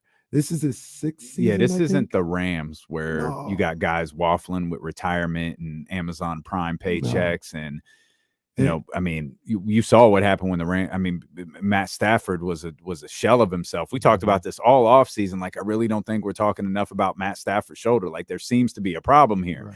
Right. He never got going this year. Like, that's not what this team is. No. This team has all pro players entering their prime. And the personnel, the front office personnel between Shanahan, Parag Marathe, John Lynch, Adam Peters. I mean, these guys are A1. Yeah. They have built this thing from the ground up where they're an absolute juggernaut right now. And I mean, they're there. They're gonna be here every year. And this is one of these years. This is one of their opportunities. NFC Championship game. Second time in those 3 years with Kyle Shanahan, they've had to go on the road for an NFC Championship game. That's a little frustrating, but it is what it is. I know Philly is the truth. Philly can go. Yeah. They are. You look at them on paper. You hear scouting reports from them. People talk about them. They look stacked, right? But the two things that you need in playoff football is you need a defense and you need to be able to run the ball. And that's what the 49ers do best. And I think they're going to have more than a chance on Sunday afternoon. More than a chance. I think they're going to be game. They're going to be ready to go. The Eagles open up as favorites. Last night it was 1.5. It might be up to 2 in some places. I saw 1.5 when it opened last night. But I think one of the key things to watch will be that 49ers defense against that Philadelphia Eagles offensive line. That Eagles offensive line is rated as the best in the NFL. Yeah. And we were talking about Eric Armstead earlier. We saw Fred Warner. We saw them frustrate Dak Prescott yesterday. We saw them get in the backfield, whether it was, Tony Pollard, during the brief time he was in there, or Ezekiel Elliott, who's just cooked. And it's amazing. It's amazing how bad of a football player he has become. Like, his season is incredibly bad. He's done. He played his last game as a Cowboy. No, I think they got one more guaranteed year, don't they? Man, I thought they could move off him. I think it's one more. I don't know if Jerry will eat it though. If he's willing to eat it, it should be, because they got nothing from him the entire season. They got absolutely nothing from him. Yeah. They're not. The Eagles' offensive line says they're not going to be able to do that. Now it's the old, Gorilla Monsoon, Hulk Hogan, Andre the Giant line. The irresistible force meets the immovable object. Something's got to give right there. I mean, both can stand pat, but would the 49ers, and this is a question to you, would the 49ers defense be as impactful if they can't get to Jalen Hurts?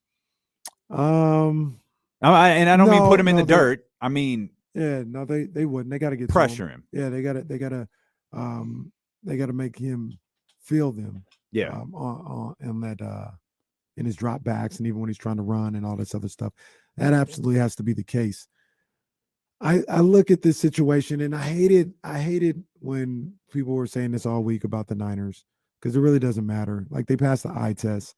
They look good. They are good, right?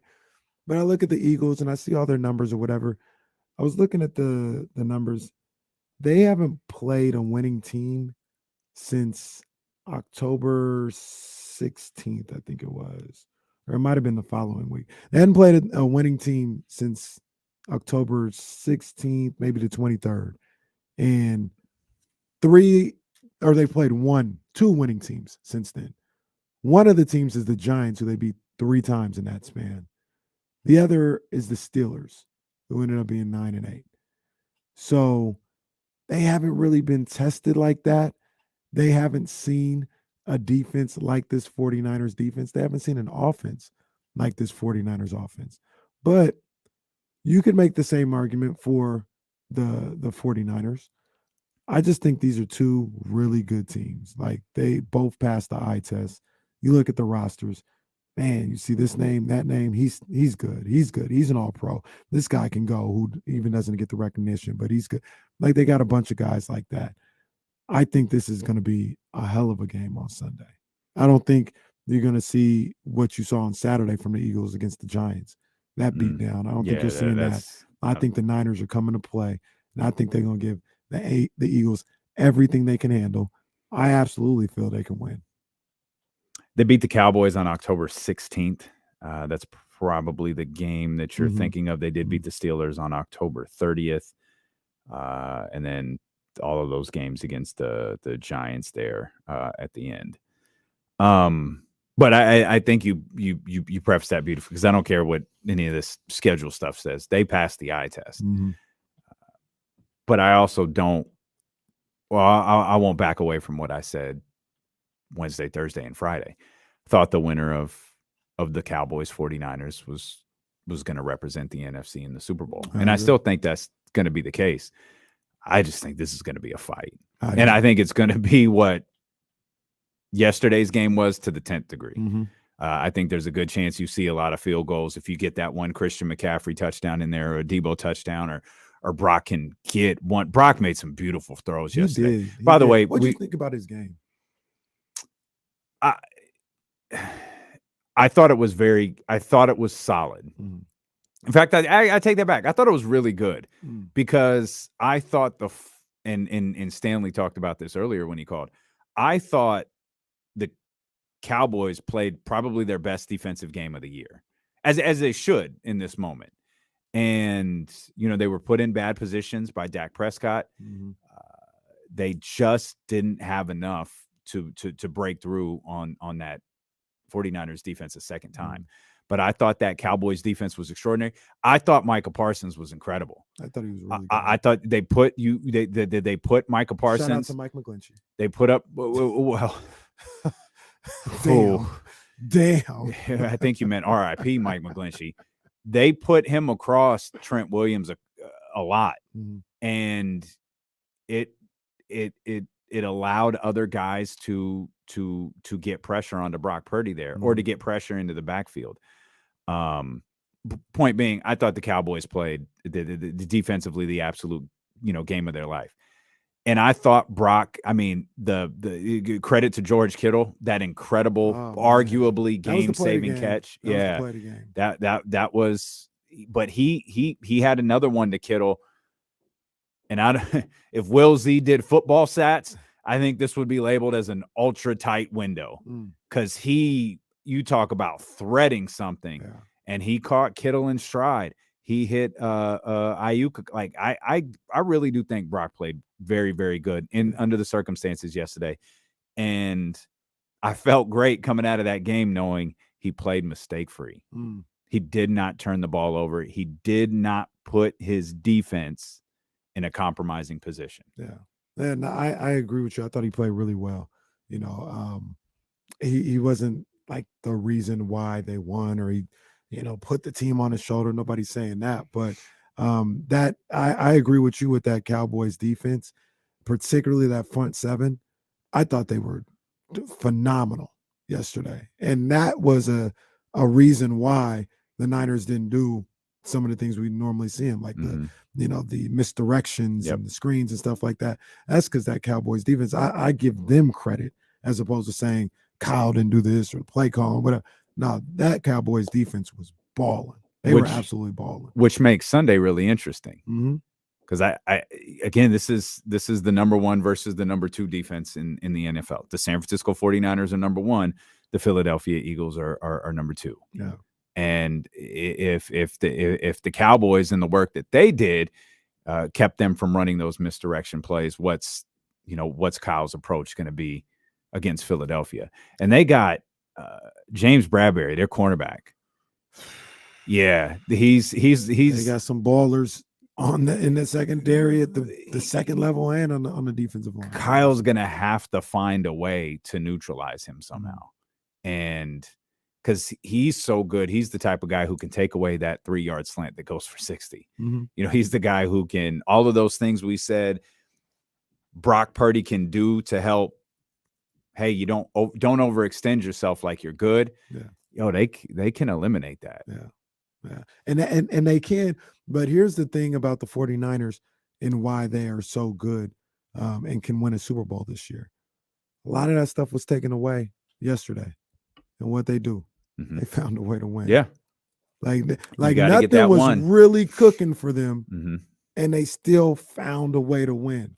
And that's, I was thinking about this, and I'm not saying this is going to happen, but I knew a lot of people, oh man, 1912, or they were beatable, or they played a real team and they didn't. Well, does anybody remember what the score of the 2000 NFC Championship game was with the greatest show on turf? No. It's 13-9. They needed a Ricky Prohl touchdown to beat Tampa Bay in the NFC Championship game. And that's one of the great offenses we've ever seen in our lifetime. It happens. It happens, especially in playoff football. Those things happen. But the fact that they were able to bite down and get some drives at the end of that game to score the touchdown, number one, and then put it away, getting a field goal, things of that nature. I mean, it's a testament to the 49ers, man. I thought Brock made some throws. I thought he was pinpoint on a number of different throws, and I thought he played good yesterday. Yeah, I'm with you. Official numbers for Brock Purdy yesterday: 19 of 29, 214. George Kittle had 5 targets, 5 receptions for 95 yards, including that massive bobbled 3 times, then caught. I think that was a 31-yarder from him there. Debo had 4 catches, 45 yards. Not a big day from Christian McCaffrey, but you had Elijah Mitchell. Those two combined kept the run game strong, and then I think it's going to take an effort like that again against Philadelphia. Yeah. That combined run game is going to have to wear down that Philadelphia Eagles defense. Mm-hmm. I think this game in the NFC is going to look a lot different than the one in the AFC. I think these are 2 very, very different football games coming up this weekend. What you seeing? What you seeing? I see another low scoring game for the AFC. I see a lot of points scored in that game. I see Joe Burrow and Patrick Mahomes throwing that rock all over the field. I love Joe Burrow though. Because we like half-ass mentioned this at the end of last week. Like, hey, the NFL threw them neutral site stadium tickets on sale. How you feel about that if you're Cincinnati? Because there's only one. It's not like no matter who wins, you're going to a neutral site. And I understand if you're the NFL why you do it. Like I get that. Like, I understand that. But if I'm Cincinnati, I also understand how I feel about that. Mm-hmm. And I love that Joe Burrow referenced it. Yeah, go hope them things are refundable. go get them refunds. Send them out. Because ain't nobody gonna be in the Mercedes-Benz Dome in Atlanta. No, sir. Ain't nobody gonna be there. I think that's a terrible matchup for the Chiefs. I think the Bengals are a bad matchup for the Chiefs. And the way they were able to get after Josh Allen on that defensive line. You got Mahomes, who is not going to be as mobile as he has been in the past, and it was already a bad matchup before that. They're going to shoot steel into that dude's ankles to make sure that he can go on. He's gonna play, but there's only so much you could do. No, they can shoot you up all they want. There's only so much you can do. Well. You remember what I said about Dallas, how I was anxious about that game for the San Francisco 49ers because, I know Eric Armstead tweeted about it. I believe Dak, though, and this is the shortcoming when you say things like we wanted Dallas. Mm-hmm. We wanted it because we needed to right the moment from last year. The problem when you say that publicly is when you lose, you get responses like you got from Eric Armstead, which in Armstead, that's totally fair. It's a totally fair response from him. Talking about you wanted who? You wanted the San Francisco 49ers? You know who we are? Perfectly fair. But I feel like Kansas City is the same way because everybody's talking the way that Kenny Caraway is talking. Everybody's talking about this is a bad matchup and how Cincinnati has won. They won last year. They just keep beating Kansas City. I think they're aware of that. And I think they're aware of that. I know that they're aware of that. And I think there's something to that mental aspect. 49ers, the Cowboys played as good of a game as they probably possibly could have. even because Dak Prescott's Dak Prescott's turnovers, that's part of his game. Right. That's the good with That's the what he bad does. that you deal with. That fits into the realm of a Dallas Cowboy game, Mhm. and they still lost. Certainly, the same thing could happen with Kansas City. Yeah. I don't think that it is. I think there'll be minimal points scored in the NFC Championship and a lot of points scored in the AFC Championship. My Super Bowl pick's still alive, so there's no way I'm leaving it. I think I had. Oh no, mine isn't. I had Ravens. Let me ask you this: low scoring game in the NFC Championship game. I'll jump back over there real quick. Who does that benefit, in your opinion? My first thought is the 49ers. My first thought is no one. Like, I don't think it moves the needle for either team. I think it. I mean, because if you're saying it's a low scoring game, you've neutralized San Francisco's offensive weapons. Mm-hmm. I don't think it favors either of them. My thought is the closer, if it's a close game, the longer you keep it close, the more the Niners have the advantage. Why?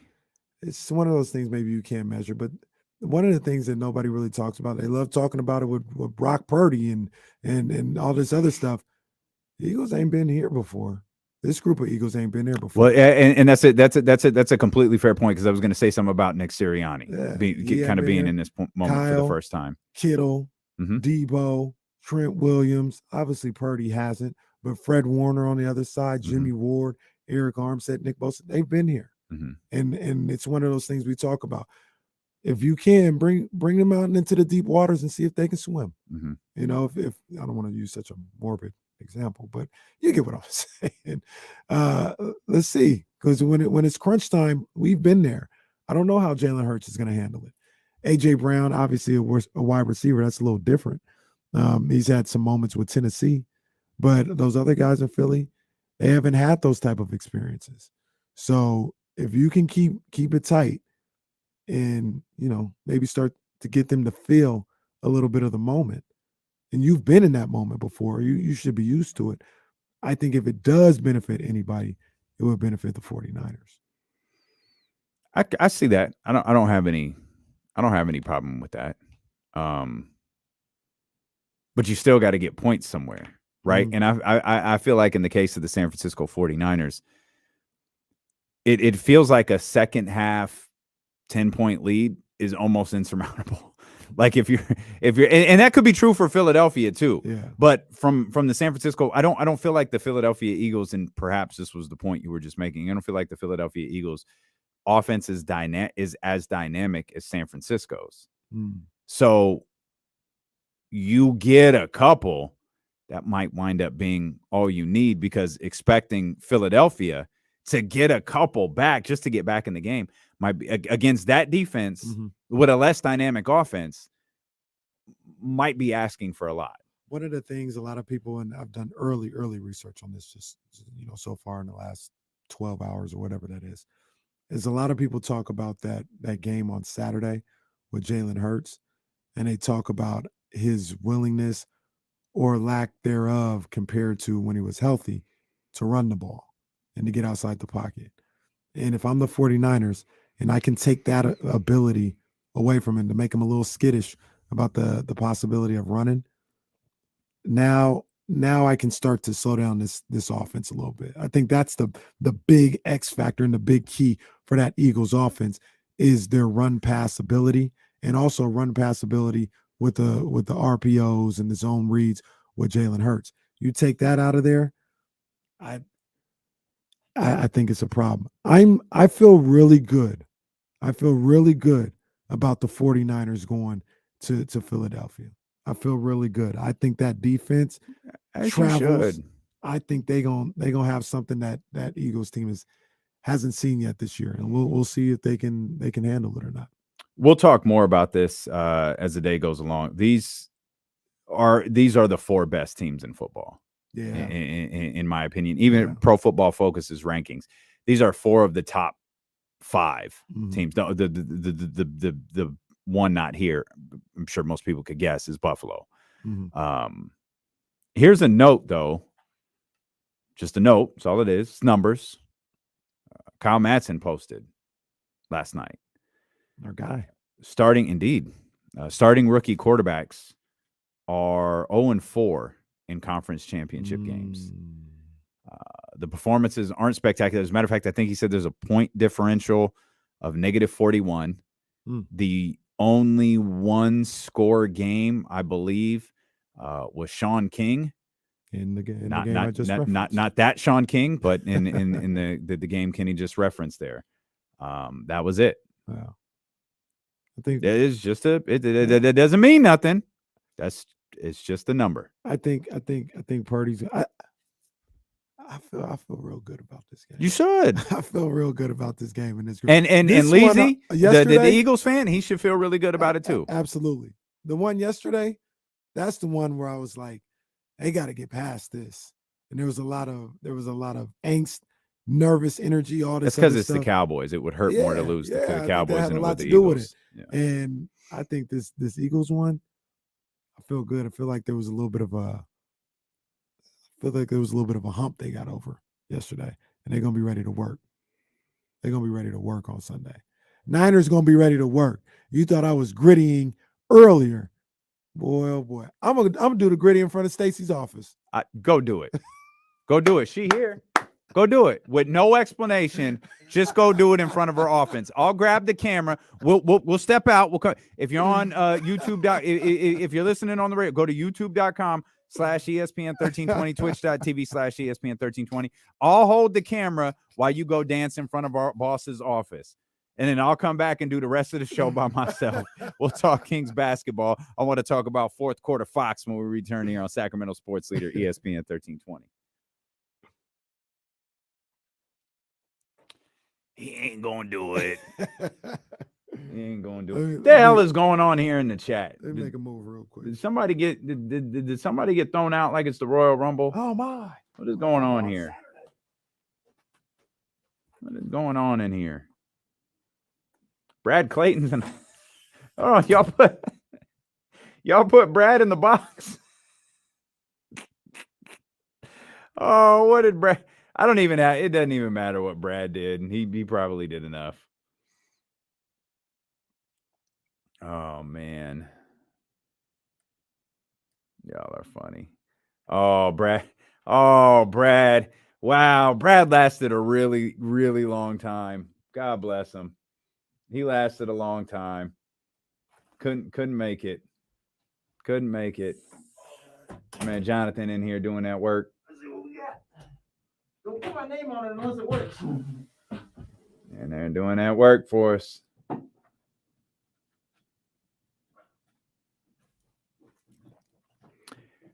Hit the thumbs up while you're listening, please, or watching, listening and watching. Hit the thumbs up. Hit the subscribe buttons. Oh man, yeah, Brad always been a little funny, man. He was always in one of them dudes where I thought was weird. Like, bro, if you don't like the show, you don't have to be here. It's all good. Like, shit, now you got options. Never understood why people hate watch us. I mean, we appreciate it. We get the points for that too. But Brad was always a weird cat. R.I.P. Brad. R.I.P. Honestly, Brad, you lasted longer than I think anybody expected you to. Oh, I see you, Brian. Okay. I think this is a. He says he's going. Hold up. Is that door shut or is that door open? Hold on. Oh, he did it in front of a closed door. She's there. She saw me. He did it in front of a closed door. Yo, I'm tripping.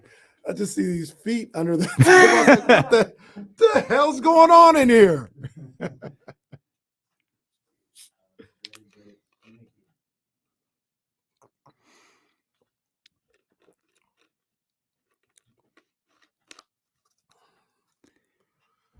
Brad, oh boy. Brad finally got RIP'd. After all of these years, the chat finally had enough of him. What did him in? Dr. David said he was trashing the show and then tried to come back in like nothing happened. So they got rid of him.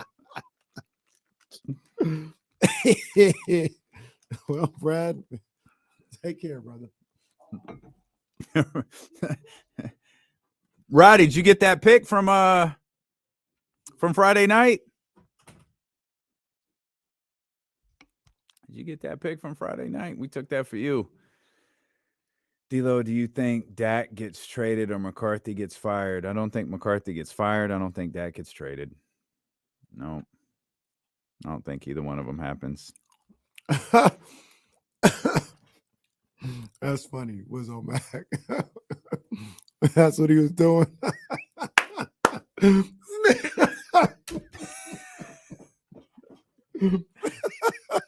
That's funny.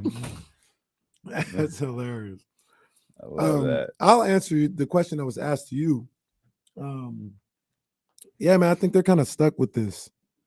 And like, I don't mean that like it sounds negative, but you gotta ride it out with Dak, man. See what happens, at least for another 2 years or so.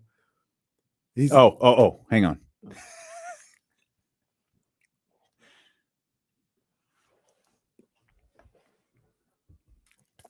Back here on 1320, James Ham going to join us here pretty soon. I was going to say phone lines are available for you, but indeed they are not. Phone lines we got Jonathan working on some things for us. The phone lines will be back soon. Yeah, and when they come back, yep, I need to hear from Niner fans. I need to hear from Cowboy fans who's talking crazy, and I need to hear from Raider fans who, on the low, tried to link up with Cowboys fans yesterday. I saw you. I saw you. You're not slick. You're on the low. You tried to link up. I need to hear from your hating asses too. We'll let you know when the phone lines are ready for you. But there was a lot of, I don't get it. There was a lot of hating yesterday. Like, how you gonna join allegiances with Cowboy fans? Yeah, they don't even like the Cow. But the Raider fans are known to do that. They linked up with their arch rival against the 49ers in the Super Bowl. They linked up with the Chiefs. So, you know, hey, man, it is what it is. It's not surprising. It's not surprising. Although, look, I'll be honest. I don't know. Like, if the Cowboys played the Raiders, I think I'd go for the Raiders. I ain't gonna lie to you. I'd go for the Raiders. Okay. Yeah. It's not even that hard. That's why I don't know why it's that hard of a decision for Raider fans, like Raiders versus Chiefs or something. This is Niners versus Chiefs or something. This isn't even a question from Kirk, but I feel like it poses a good question. Kirk says dreams and nightmares on repeat. Will you skip all Meek Mill records for the next week? Yeah, there ain't no Philly in my car. No Meek Mill, no Fresh Prince, no Will Smith. No. I ain't even watching the rest of Bel Air. Dude, you know that show's been out for it's like 8 episodes. Like I'm almost finished, but I don't have to wait. How many whack basketball games did you watch? The funny don't thing answer that, please. Well, look, the funny thing was I tried to watch basketball on Sunday. I couldn't do it. It was Indiana, Michigan State. I couldn't watch it. They had Houston and Temple. Houston, number one, went down. Yeah. In that game. So I couldn't really watch that. It was Memphis and Cincinnati. I even tried to watch Louisville and NC State women's. Couldn't do it. I could not. Yesterday was miserable. I thank God they're playing at 12 on Sunday. They are. Yeah, they got the early game. Fox got the early game. CBS got the late one. NFC, then AFC. No Kings basketball next Sunday, so we'll just be locked into the football games. I hope the 49ers can get it done, man. We'll talk more about these conference championship games, both of them, as we move along. Plus, we'll talk about some of the things that we saw this weekend, including Patrick Mahomes' injured ankle, what that may mean for Kansas City moving forward. I do want to jump back into the Sacramento Kings is right now, though, because I realize they're, in the loss, and it's frustrating.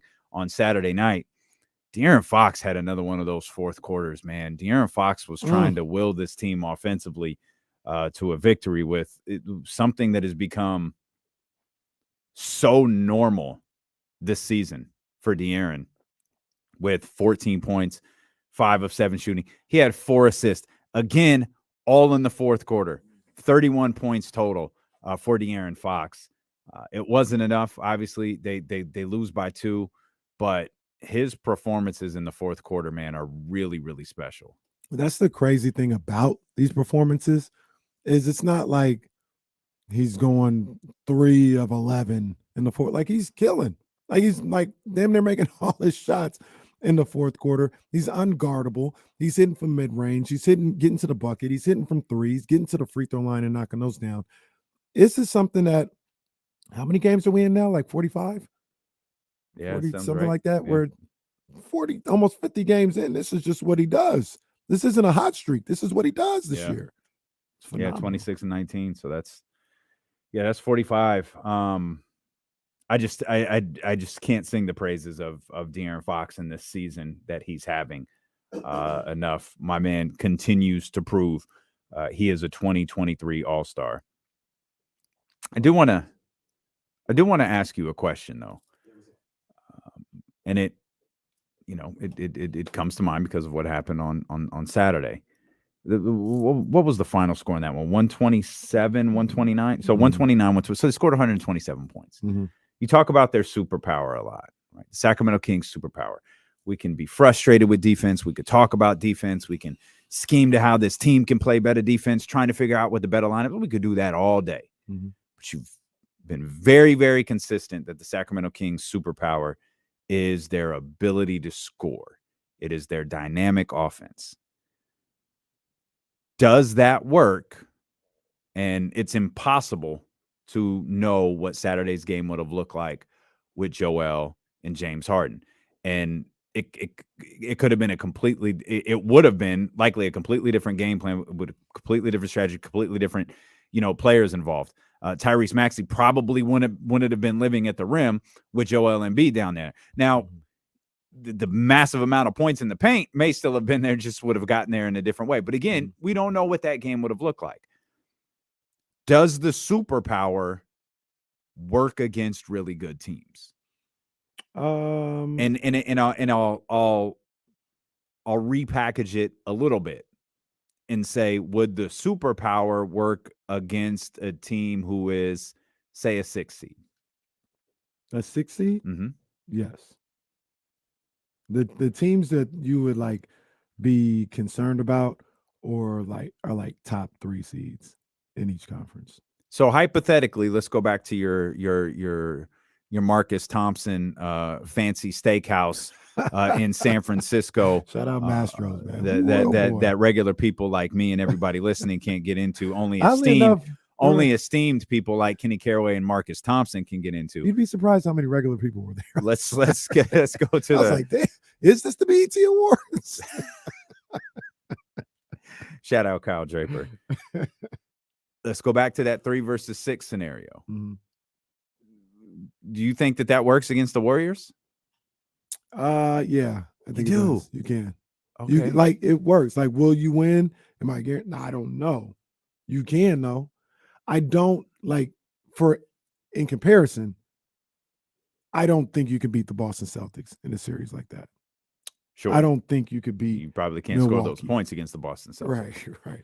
I'm not even sure you can do that against Denver or Memphis, right? But against the Warriors, a team, the thing about it with So them, our ceiling is getting to the NBA Finals. It sounds like we can't beat the Celtics. Probably can't beat the Bucks that way. No, probably. I didn't say there's no chance. No. But to answer your question though, like, yeah, I think I got can. because on Saturday about that.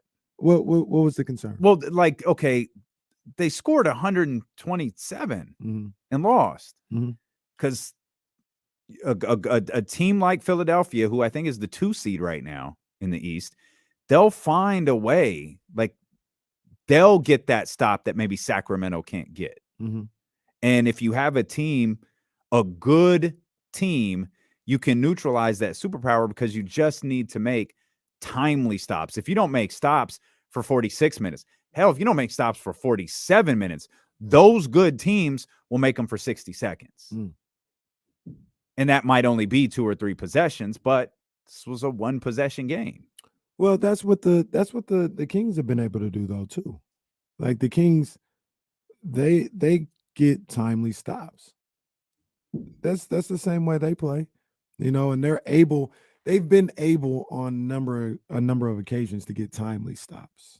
Like Absolutely. they've been able to do that. So I think in a series against the Warriors or the Clippers full strength or anybody else like that, they'd have the same capability. The only difference with them is they get into 120. So are you going to be able to get to 120 as an opponent? Going up against the Kings, you got a good chance. You got a good chance, just being real. But the Kings do get timely stops themselves. I think that's where part of the frustration comes from. Is it feels like if that's their superpower, their weak point is so weak, it allows teams that don't score a lot of points to be able to score a lot of points against them. Yeah. And a lot of that is because, and this was the case in Philadelphia until they this was the case against Philadelphia until they just decided to start hitting threes. A lot of those points came at the basket. Yeah. And that's their higher percentage shots. That's I'm not ever saying it's okay. Maybe I'm just more accepting of the reality of the situation when I talk about that's just who they are. Like they can strive to be better, but until they show me different, the Kings are always, this is what they will do with good teams. Worst case scenario, you're going to have an opportunity to get back into the game if you're not winning the game and going to work already. But worst case scenario, you're always going to have a chance because the Kings don't play good enough defense consistently. So they're always going to give you an opportunity. That's frustrating. That's going to lose the Kings games. They lost them a game on Saturday. Yeah. So absolutely it's a concern, but I just don't know. I don't know if there's much they can do about it right now. That's another good point. You're listening to D'Lo and KC on KIFM West Sacramento 98.5 FM, KRXQ HD2 Sacramento, ESPN 1320, driven by Lasher's Elk Grove Dodge. Always live on the free Odyssey app. By the way, a little extra love for Lasher's Elk Grove Dodge and their amazing support of D'Lo and KC and Game Day with D'Lo and KC and all that they've done for us, man. Appreciate you guys. Yo, this is I just want to say real quick with that Game Day, it'll be done. It's going national for the last 2 games of the season. That's right. 2 games. I see you. I'm telling you right now. I see you. Man, I'm just so happy to be able to do that again for this year. This is sometimes, I feel like get lost in it. Like, man, I grew up rooting for the 49ers, grew up rooting for the Kings. And now I get an opportunity to have my voice heard for these 2 teams and speak and do all this other stuff. That's what Game Day gave me the opportunity to do. Gave me the opportunity to work with you and things of that nature. Man, I can't tell people that support it thank you enough, man. It was another great season. Yeah. Looking forward to do it again next year. Yeah, we'll do it again next year for sure. We're done airing San Francisco 49ers games on this radio station. Good for them. Go get the bag. But much like the Sacramento Kings, it doesn't matter where the games air. We're going to bring you the best Sacramento Kings coverage, and we're going to bring you the best San Francisco 49ers coverage, no matter how deep the competitors' pockets are. We've got you for sure. It's not enough. It's not enough. And I assure you, it never will be. Will Z says, to add some numbers to the discussion, the Kings are 18-3 when they score 120 plus so far this year. I'm missing the third. I got the Lakers, the 76ers. Well, let me try and guess this. One. Anybody got it off the top of their head? 120 or more. The Warriors. Oh, the Warriors. Yeah. That's right. Damn it. Good for you. All close games, too. They were. Well, I mean, they should be if you score 120. Well, no, I remember a game. I don't remember if this was Luke Walton or Dave Yeager, but they scored 139, and I think they lost by 20.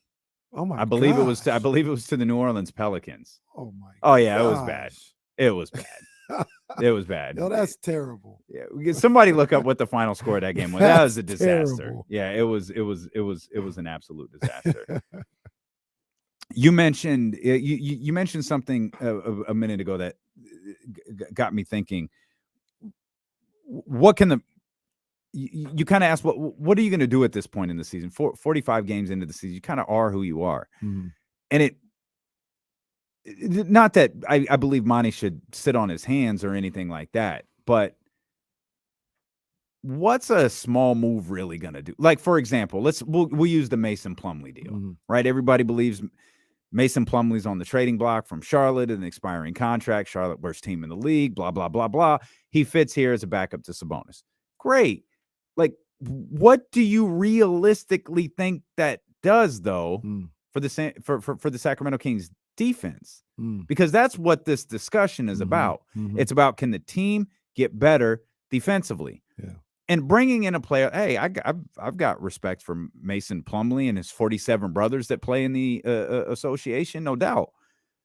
But he's just going to come in here and suddenly the Kings are going to be the defensive juggernaut, or to not be so, over the top. So Mason Plumlee is going to come in here and just all of a sudden the Kings are going to be an average defensive team. Like, explain that to me. I don't think that's a thing. Yeah. I think as much as we came in with high hopes of a better defense, the better defense is just better moments. Yeah. That's all it is. Yeah. It's just better moments of defense. And you hope as we get down this stretch of, for the final, 30 some odd games or whatever, that there are more better moments of defense.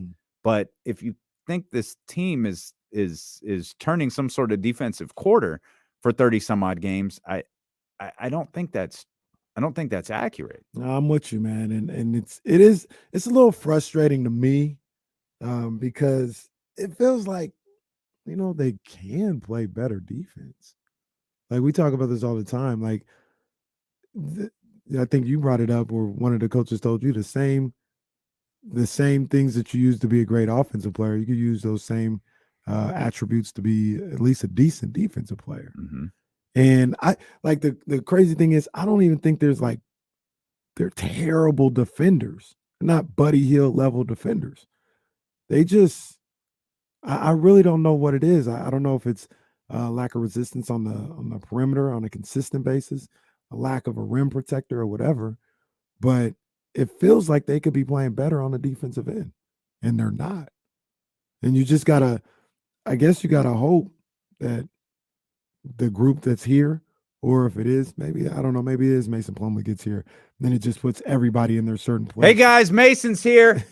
Come on, we can get stops now. Let's lock up. We can get stops now. He's playing 12 minutes a game. Right. So that's I'm with you. Where, like, are those moves? Are you sure those moves are going to bring you what you think it's going to bring you? Yeah, I don't think so. I don't think that it is. Shout out to our man Sean. Game you were looking for, 149-129. Pelicans, October 29, 2018. Willie Cauley-Stein with a team high 20 points. Shout out to Willie. I liked Willie. Shout out to him. 129 points, lost by 20. That's goodness gracious. Ridiculous. Well, I mean, it happened to the Nets. Scored like 121 and lost by 30. No, they did. That's because they ran against the juggernaut that was the nationally televised Sacramento Kings. Yeah. Once again, anybody going to the game tonight? 7:30. Yeah, for absolutely no reason whatsoever. Well, because they're getting a national TV game. It's not national. That's not the same thing. It's a national TV. It's not that's not real. Like, when you have it's not like NBA TV isn't. If I can still watch it on NBC Sports California, it's not a nationally televised. But they specifically changed the date, or changed the time for this telecast. The NBA did. There's no reason for that. They should have kept it at 7. Well, you really want to make me happy? Move it to 6. Oh gosh, playing Twilight games. Like me and 4 other people at home watching it. Well, the schedule, which was already out, like, they didn't adjust anything. The schedule was, I think it's Hawks Bulls on NBA TV. It's NBA TV doubleheader. Hawks Bulls. Oh, there's a hell of a lead in. Well, yeah. Sorry about that. That's a 5:00 game. So to be able to get Kings Memphis as your doubleheader, they had to move it to 7:30. And they didn't even move it. That's the way it was at the beginning of the schedule. I don't care. It's still dumb. Let me see. They got another game too on NBA TV.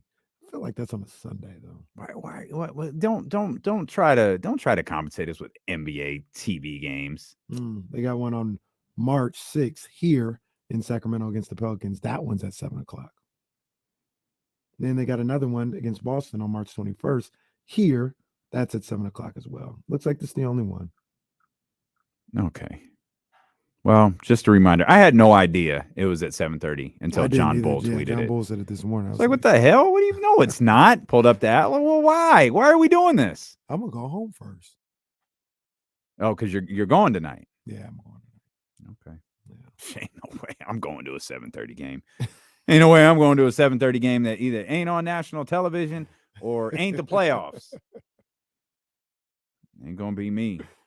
Did we mention Keegan earlier? Man, we got a Keegan. Keegan's 29 and 14. Career high plus career high. We mentioned it just got louder and louder in the arena. Like every shot he hit, the crowd ramped up a little bit more against Oklahoma City on Friday night. Do you feel like he's turned a corner on the season? Yeah. And he's like, Yeah. like what can we expect from him this year? I want 29 and 14 moving forward. That's what I expect. No, I think, I mean, what did he have? Yes, I think it was like 13 and 6, somewhere around there against Philly. I think he can. I think what to expect without using numbers is consistently contributing on the offensive end and rebounding. Yeah. I think we can expect that. 14 rebounds, double-digit rebounds, probably not. There's not enough of a. In fact, I think the sample size is 2, if I'm not mistaken, because his career high prior to Friday was 10 that he had just set like the day before. So I think somewhere in the vicinity of, 5 plus rebounds, five or more rebounds, and like he's a double-digit scorer who clearly is capable of getting hot. Again, I had no idea about that second, tied for the second quickest player to 100 made threes until our crew at the Sacramento Kings tweeted it out. Yeah, me neither. I had no clue. That's a heck of an accomplishment. Yeah, it's not something I was even expecting to see. Right. Because he just doesn't hit threes at that volume to me. I mean, he did Friday. He absolutely did Friday. But I don't know. It just doesn't. Maybe it's because he doesn't celebrate or smile or, make a hand signal. He just doesn't do anything. Keegan making a hand. He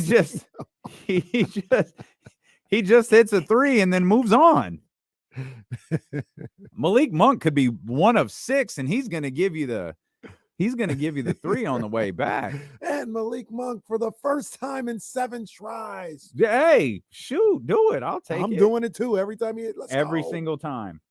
I do it. That's the thing I've gotten from this year is I do this all. Like Malik Monk he has influenced me. I do the Malik Monk hand signal, and I do Kittle every time he gets a first down. Oh, there you go.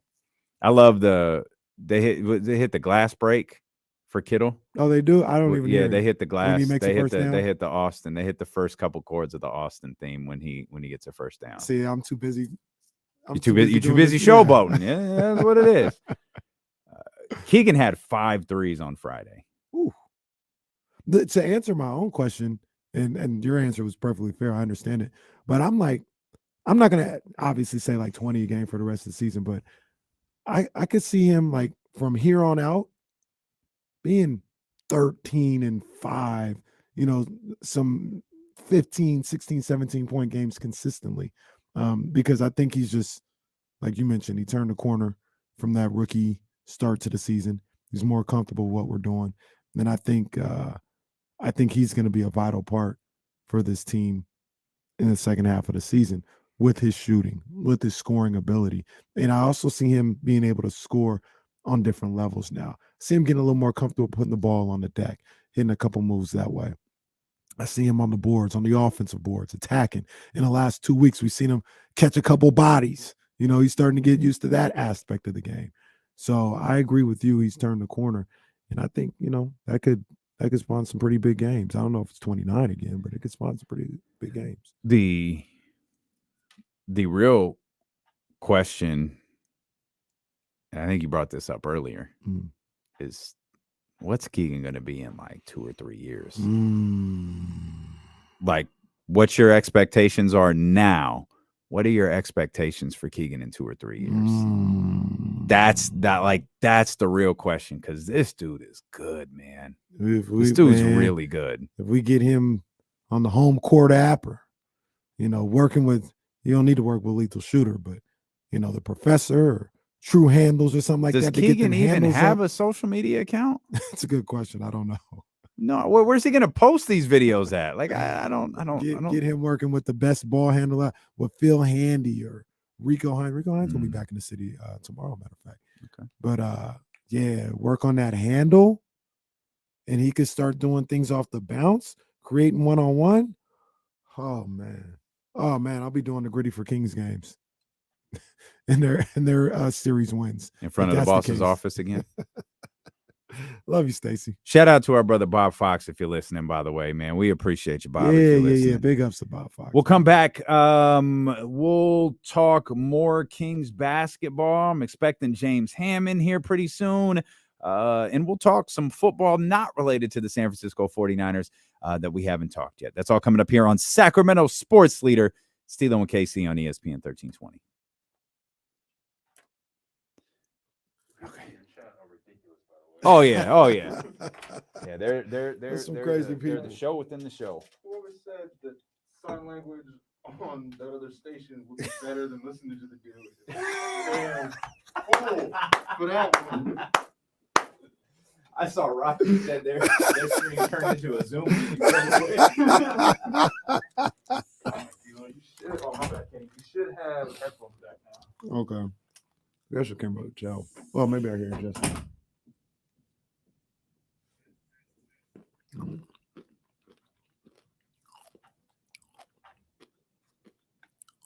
That's wild. Yeah, I hear you.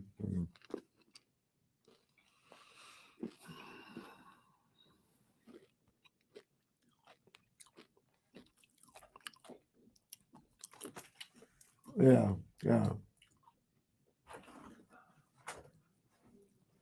Immediately, it was like here. It came on. It was like this, and I was like, "Hey, look." It's like this.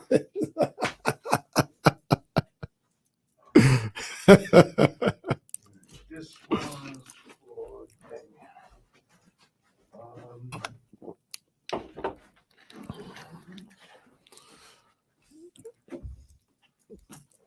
Jonathan, you a 49ers fan?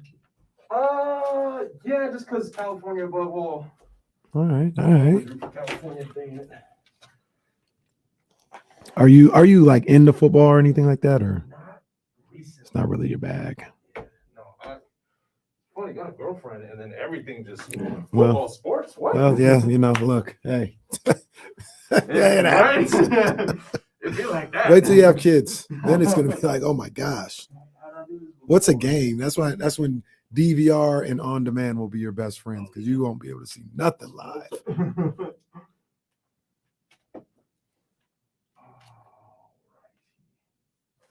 His laptop. Oh, you gotta plug on his side. All right, let's plug that one in.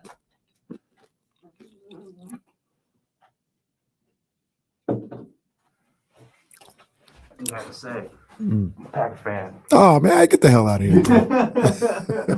It's because my family though. I'm not really proud of it. Brian, I didn't know you were in Santa Rosa. I've been to Santa Rosa a handful of times. I spent the week in Sebastopol one time. There was not a lot going on in Sebastopol.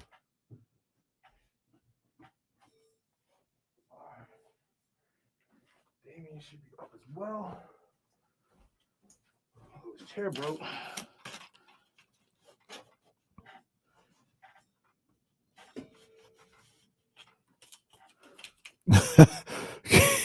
Rich.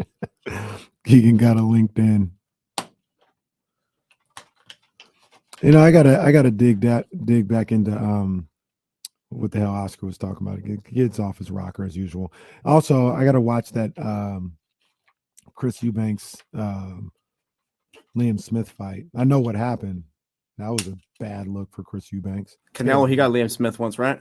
Yeah, that's the guy he kept hitting in the arm. You see how tough of an opponent he was?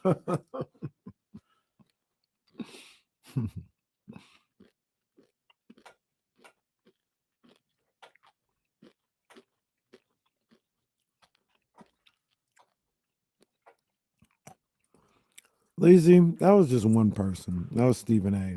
He got corrected. And yeah. No need to worry. Riri is going to kill it at the Super Bowl halftime.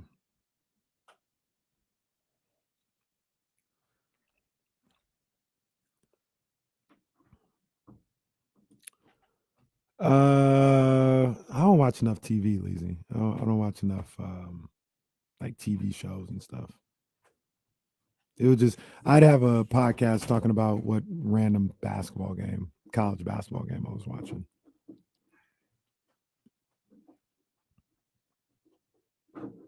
Kenny Caraway going live on the Odyssey app after Louisville and Can I plug your computer into the other side? yeah. Jordan? What's the deal? I mean, and it's a great thing. I think they should do more of it. But what's the deal with the women? They're always on ABC. It's pretty cool. It's a good look. They have like a Sunday game of the week. Women's think I college knew that. basketball. Yeah. I know Saturday didn't go well. Damn. Yeah, did not go well. Damn. Yeah, Mark. Rico gonna be in the building working with Sam.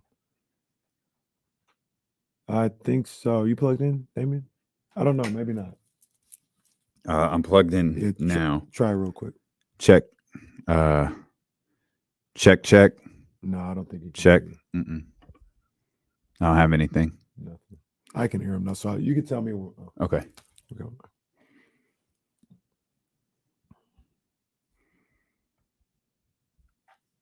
Back here on ESPN 1320. I don't know why I'm doing that. This is so cool. Back here on ESPN 1320. Yeah, this is what the guy just said. You dummy. Well, because you didn't hear him say it. I can't hear anything. That's true. I can't. Honestly, that's I how can't- I didn't hear him say it either. I can hear Jesse, but I didn't hear that. I can't hear a thing. But that's all right, man, because my man Jonathan's in here. He's saving the world. One broken thing in our new studio at a time. Jonathan, he's a real good guy, but he fell down a couple levels on the pecking order for me. He just revealed he's like a Packers fan. Oh man, It's disappointing. a Packers fan. Well, I'm sure he's not an Aaron Rodgers fan. You Just like a Aaron Packers Rodgers, Jonathan? Oh, wow. Okay. Well, now nothing's ever going to work in here now that he knows how we feel about the Packers and Aaron Rodgers. We said this earlier. This is a good set of conference championship games. I think the four best teams in the NFL are set in this one. And the Eagles were just dominant over the New York Giants. Giants had a hell of a season. Hat tip to them. Mm-hmm. But the Eagles are entering an entirely different type of matchup this weekend. Yeah, A completely different type of matchup. This is not the New York Giants, with all due respect. They had a hell of a season. They did, They man. They did, and it was they- going to they- come to an end at some and point. they've got something to build on. Mhm. You know, they can look at some of the guys they had. Looks like they're going to have to sign Daniel Jones and Saquon back. Yeah. But you know, you can build on that. You can get some more weapons and see what you can do. But yeah, this ain't the Giants on Sunday. Yeah. It's not the Giants. It's definitely not. What did Mike tell Magic? Better eat your Wheaties. Is that who he was talking to? Yeah. Do you remember that commercial when it aired? It was Michael and Magic? That's What was it for? That's what, because they were about to play each other in the finals. I don't remember the commercial. I just remember the moment on airtime. I remember the moment on airtime. I Yeah. just didn't know he was talking to Magic Johnson. You better eat your Wheaties. I just thought it was from a Wheaties commercial. It definitely was the Wheaties commercial, but I think they had set Magic it was up- in the Wheaties commercial? Magic or Magic. Oh, I got don't you. know, but that was I don't remember the commercial at all though. I don't just either. remember it from the airtime. You better eat your Wheaties. I'm gonna Mike do was a crazy. Mike told him, boys. I'm gonna do a deep dive to try to find that commercial. Can you imagine LeBron doing that to Steph right now? No. Who would LeBron do that to right now? LeBron to well, Magic was older. I don't think there's anybody LeBron could do it to right now, but it would be like, I don't know, maybe Tatum saying it's LeBron. LeBron would never agree to that.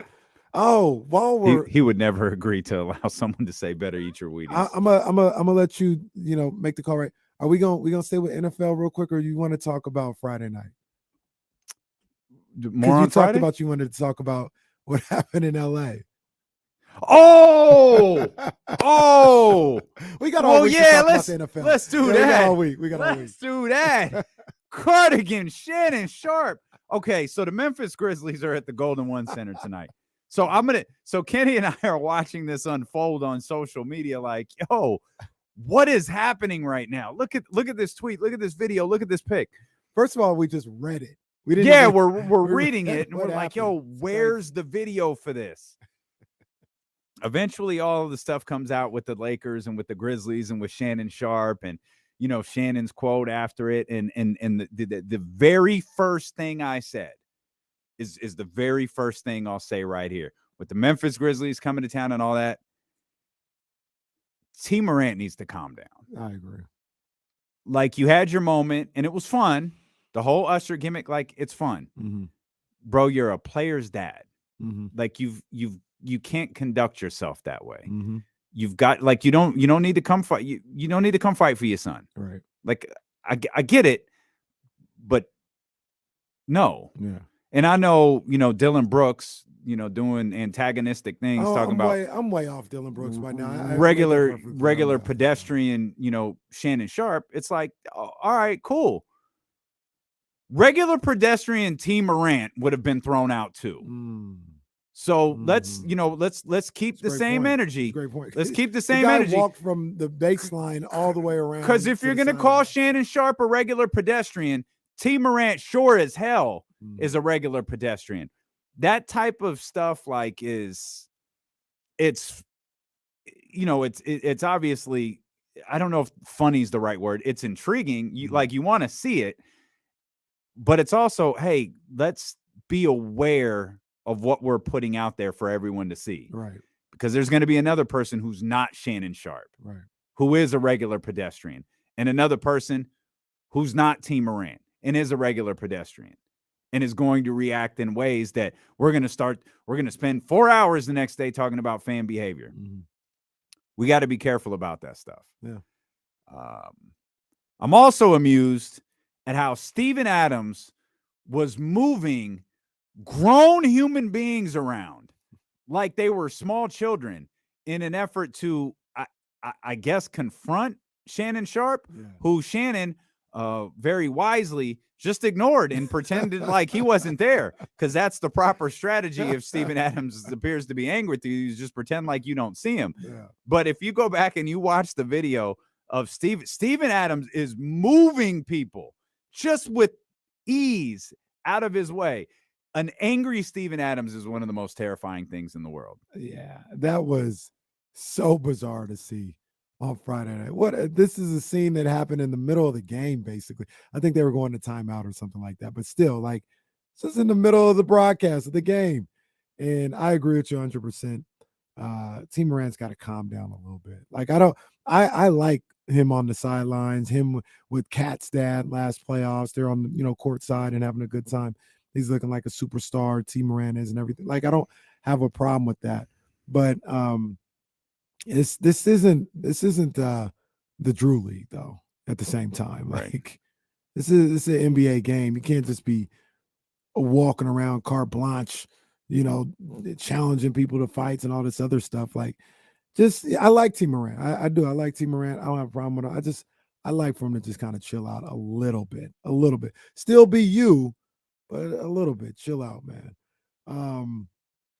Now, what do you think about like how people say like anybody else, like really regular pedestrians, it wouldn't have been let back into the building. These guys went right back to their seats. Just went back to the seats, went back to talking to each other, went back. But so that's the caveat, right? They're not. Yeah. Shannon's know they're not. not. T's not. Like we know that, and they're going to be treated differently. Mhm. But when this gets reenacted, don't be surprised. You know what I mean? Like those people aren't coming back, and the results could be a little sketchier. Yeah. But it goes back to kind of what we were talking about earlier. I mean, the Grizzlies. If I was Taylor Jenkins, I might have a talk with my team. I love who you guys are. I love, the confidence that you guys have. I love how much fun you guys have playing the game. We got to settle down a little bit, though. Like, we're doing a lot right now. We're doing a lot. And it's hard to have those conversations with a group of guys or a team because they're winning. They just finished winning. They were in the midst of an 11-game winning streak when that happened. So it's hard to say like, hey, it's time to get back focused on what's going on. But they got a lot going on. Ja Morant is the ringleader of that, and I like Ja, but he's the ringleader of all that. I mean, whether it's in real life, whether it's on Twitter, he always got some things to say. The Grizzlies are annoying from the outside looking in. They're very annoying. They're very good, but they're very annoying. And if I was a Grizzly fan, like if the Kings turned into this, I would come on these airwaves and be like, let's settle down. Let's just hoop. Let's hoop. You know what I mean? Shannon's cardigan was fire. Oh my gosh. Wow. Absolute fire. I need one of those. Well, you can afford it. I can't. Low price of $3,200. Can't afford it. You can afford it. Hey, when Damian saw what happened, on Friday, he walked through his kitchen and came to show me. You know what I mean? That's where he's watching the game, and there was a kitchen where he's watching the game. We were watching the game in the same exact place. And I was the only one in that whole room who couldn't eat all of the food that was there. I was so hyped. They didn't have nothing for you? Nothing. The fruit. I ate the fruit. Popcorn? I didn't eat the popcorn. I didn't know what was on that popcorn. I was so excited to go get the French fries until I looked at them and saw they were covered in cheese. They were good. I did eat one, though. Oh, my God. This is so good. That was some good stuff. It was amazing. Them food at the Golden One Center, boy. Oh, my gosh. Yeah, they do their thing. Is all that farm to fork? Was that the whole thing with this arena? Everything, every food in there was farm to fork? I don't know if all of it is, but it's still not enough. It sure looked like that stuff they were serving in that room was. They still need to put City of Trees back up on the water tower, but still. They put D'Lo and Casey in a meet and greet in the suite and opened them containers, and boy, there was ribs, there was mac and cheese. I was like, okay. They knew who was coming. They knew what time it was. All right, we got you. No asparagus, though. No asparagus. Should add some broccoli. No. That was a fun night on Friday. Yeah, very, very fun night. I don't have anything else on that game. I don't either. I mean, we can move when some would say there was some clown behavior going on Friday. We can move from that bit of clown behavior to the clown behavior we saw last night with Dame Lillard. He's not the clown. And Pat Beverley. He is the clown. That is perpetual clown behavior. This dude is constantly punching out of his weight class. Oh my gosh. Whether it's Chris Paul or it's Dame Lillard, it's like, Pat, you ain't that, bro. You're not. You're doing too much. One or two times, to show everybody you're not backing down and stuff. Like, I get you. You're trying to establish yourself, here in this league. You do it every time. Every time. Mm-hmm. And then when somebody is busting you up out there on the court, you ain't got nothing to say. You ain't got all the bravado then. Did you see the thing with the reporter? At the podium? Yeah. Yeah. Dame Lillard had an off shooting, not off. If he had cooked me, you would have said something. I'm gonna say it every time you get cooked now too. Every single time. All right, cool. Every time you get cooked, I'm gonna say we need to start talking about your broke ass jump shot. How about that? It is broke. It is broke. It is. I don't know why I liked Pat Bev for a long time. Something about the way he, number one, when he shoved Chris Paul in the back, and then the way he went on that victory lap. Who else did he shove someone else in the back? Who was it? Was it Aiden? Yeah, did he shove DeAndre Aiden? Yeah, was Aiden. So those two things, that trash victory lap that he took after the Suns got eliminated from the playoff, he's all bad. I used to really like Pat Bev. I'm not feeling him at this point. Yeah, I don't know, man. We haven't talked about the Rui Hachimura move. The Lakers acquired him in a deal I wonder today. what the Lakers are doing. Kendrick Nunn, and I think it's 3 second-round picks. I didn't confirm that was the final thing, but 3 second-round picks and Kendrick Nunn to Washington. I like Rui. I do too, but what are the Lakers doing? Like, are they? What's going on? I don't know. I mean, maybe that's the best of what they can do. I don't know. For what? I think Rui expires at the end of the year. I think Kendrick did too. So I don't know. Let me see. I think. Well, I'm looking at them in reference to where the Kings are. I know Kings were. I think Hoops Hype had the Kings reference with Rui Hachimura, and then before you knew it, he was a Laker. Gone. Yeah, out of nowhere. I'm thinking of how far they are from the Kings. 6 back in the loss column, 4 back in the standings. But I mean, they're a game back from 10. So I guess that's the push they're trying to make. Well, I could see LeBron in that group, especially with Anthony Davis back, saying just get in. Mm-hmm. I mean, just have a shot at it. Yeah. I mean, the embarrassment of that team missing the playoffs again, a 10 deep playoff opportunity at least. I guess that's the thing, right? Like, you can't not be involved in any kind of postseason play like you were last year. Mm-hmm. So he makes them better. They didn't give up anything. I mean, I like Kendrick Nunn more than most. He hasn't really panned out with the Lakers the way I thought he could, but they didn't give up much of anything to acquire a guy like Rui. So, boy, Houston's lost 13 in a row. Damn.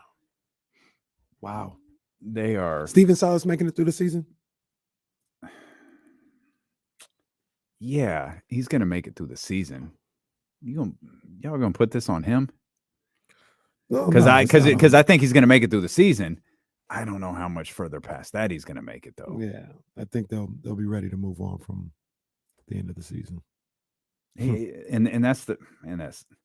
was just put in a no-win situation. Yeah, I mean they were not from the second he got there. Yep, they weren't planning to win. They weren't trying to build something to win basketball games. So, yeah, it's a tough situation for him, man.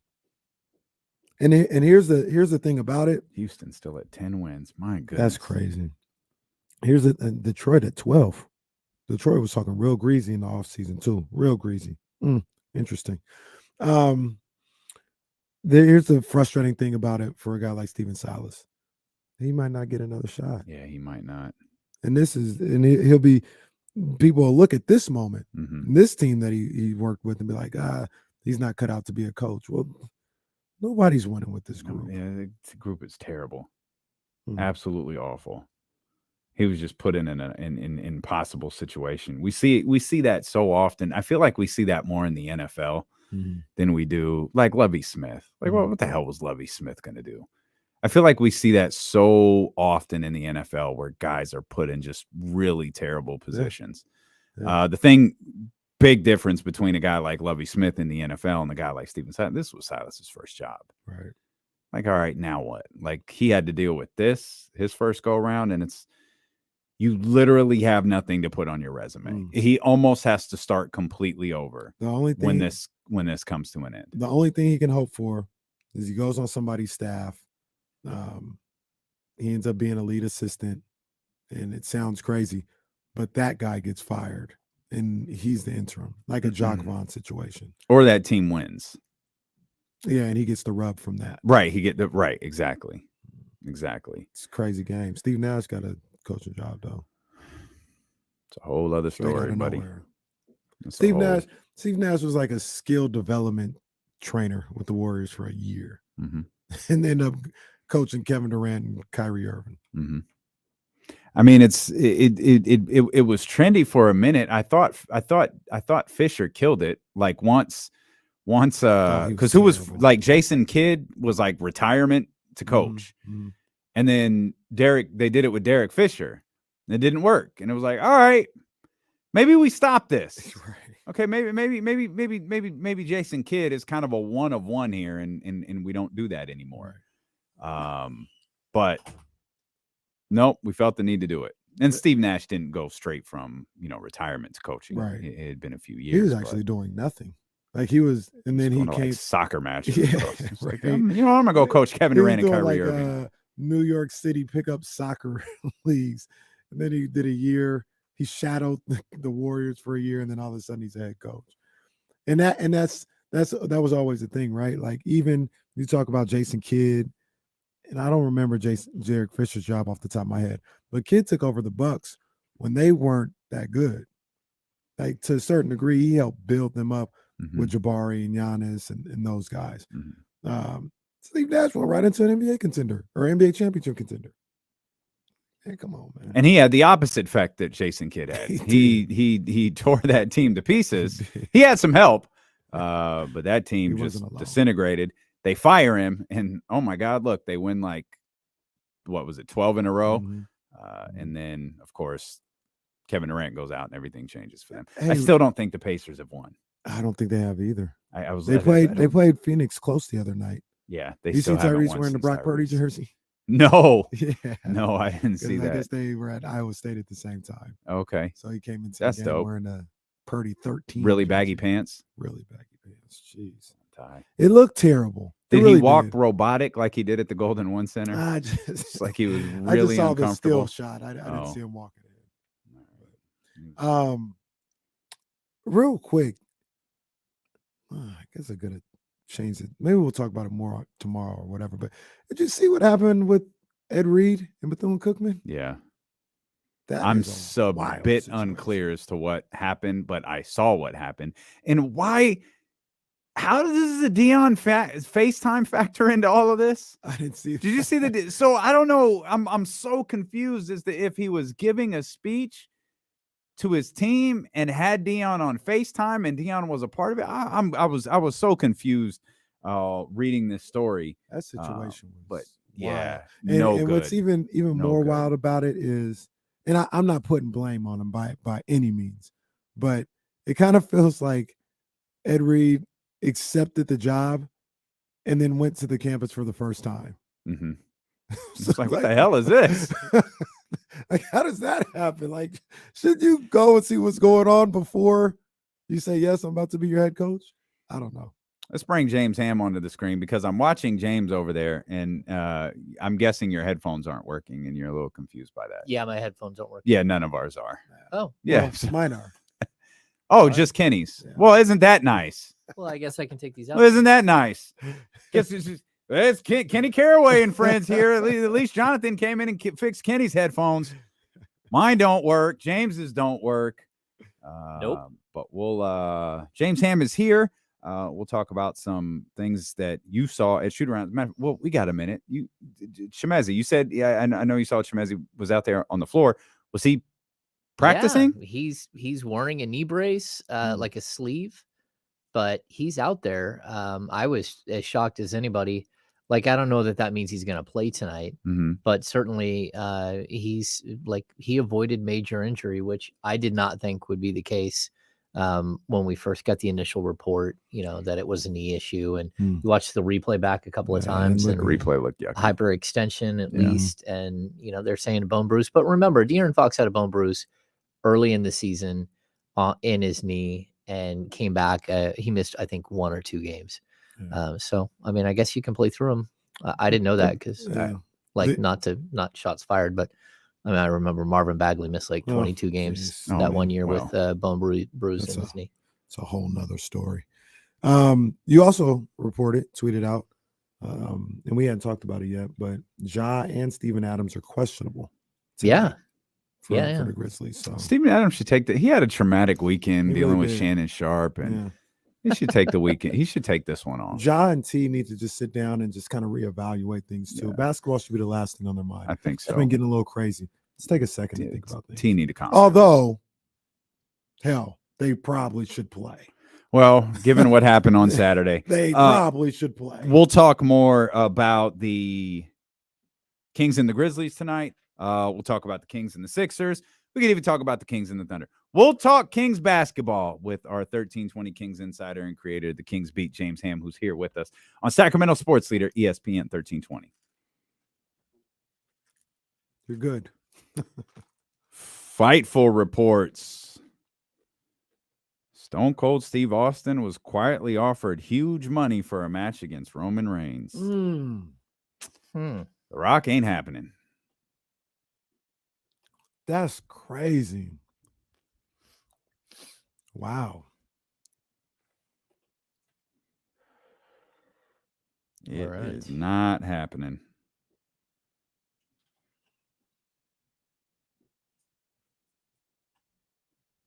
Well, what the hell do you do now?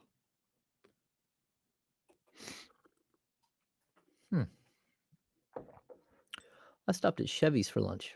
I forgot that there was a Chevy's anymore. I didn't think that. I thought they were all gone, but I'm like, yeah, chips and salsa sounds good. Where was that at? On Douglas, Really? right I down don't the think I street. knew that. Right down the street. Well, That's nice. they got Chevy's on the river still, which Yep. is a great Mhm. location. Mm-hmm. And there's a Chevy's on Laguna Boulevard in Elk Grove. Is there one on Arden still? I think there is, yeah. There used to be one Yeah. in Auburn. That's no longer there. There's a lot of. I'm still upset we don't have Fridays no more here. I Is it really still like around? Fridays. They are. They have some they have one in like in the valley down in Southern California. They got the one in Union City still. And that's in California. And I know for sure they got one in Times Square. I went to that one. So Oh they're- yeah, I've been to they're that one still in around. Times Square. Yeah. That's funny. We used to go, it used to be the only thing open after a Kings game was the one over on, is that Howe? Yeah. Mhm.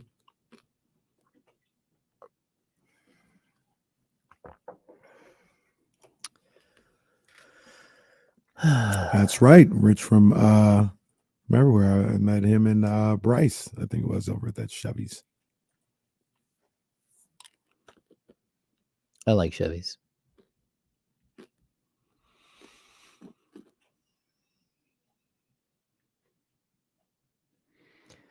Yeah, Kevin, it used to be huge. The Kings players would go over to Fridays on occasion. You'd be in there and all of a sudden they would pop in. Just think how many Kings players would have been at the Fridays in the Thomas. The legendary Fridays in the Thomas that never got built. Oh. There's always a sign coming soon. Didn't happen. Yeah. Here, I'll star this sass. We'll ask James about that when we get back. Hey, thanks for fixing Kenny's headphones. Appreciate you. Well, mine are on. I fixed everybody's but yours. Oh, okay. Well, as No. long as everyone else is good. Uh-uh. No, I tried to plug in. I mean, it could be these earphones, but I don't think so. Oh, I know what I didn't use. I changed. Fun fact. Oh. Where Fridays used to be on Howe is Hello? now a Wingstop. Okay. Oh no, excuse me, a Fire Wings. Nope. Just kidding. Maybe I'm down now. Now a little bit of gas. You coming in yet? Well, no one's Check talking. one, check two. Oh, yeah, there we go. Oh, good. James has headphones, everybody. I just have one ear, but that might be the headphones. Yeah, it's probably your I can headphones. check that. Well, that is the caveat to all this. So every single step that I took, Mhm. it's like the problems just running one down the road. Mhm. It looks like it's this. Chasing. Okay. Yeah, You you're want me to keep chasing something. working on these things, or you want me to get out of your hair when you guys? Nah, we're fine. Okay. I mean, we're fine for today. Okay. Like, No. As soon as you guys are out, I just don't want to rub against your knee. oh no, it's As soon as fine. you guys are out of here, I'll come back in here and get working. All right, thanks, Jonathan. Yeah. I just don't want to rub up against your knees and all that stuff. Jonathan's the best, man. He's so good at all this stuff. Literally navigating while we're on the air, trying to figure out what's wrong with these things. Oh.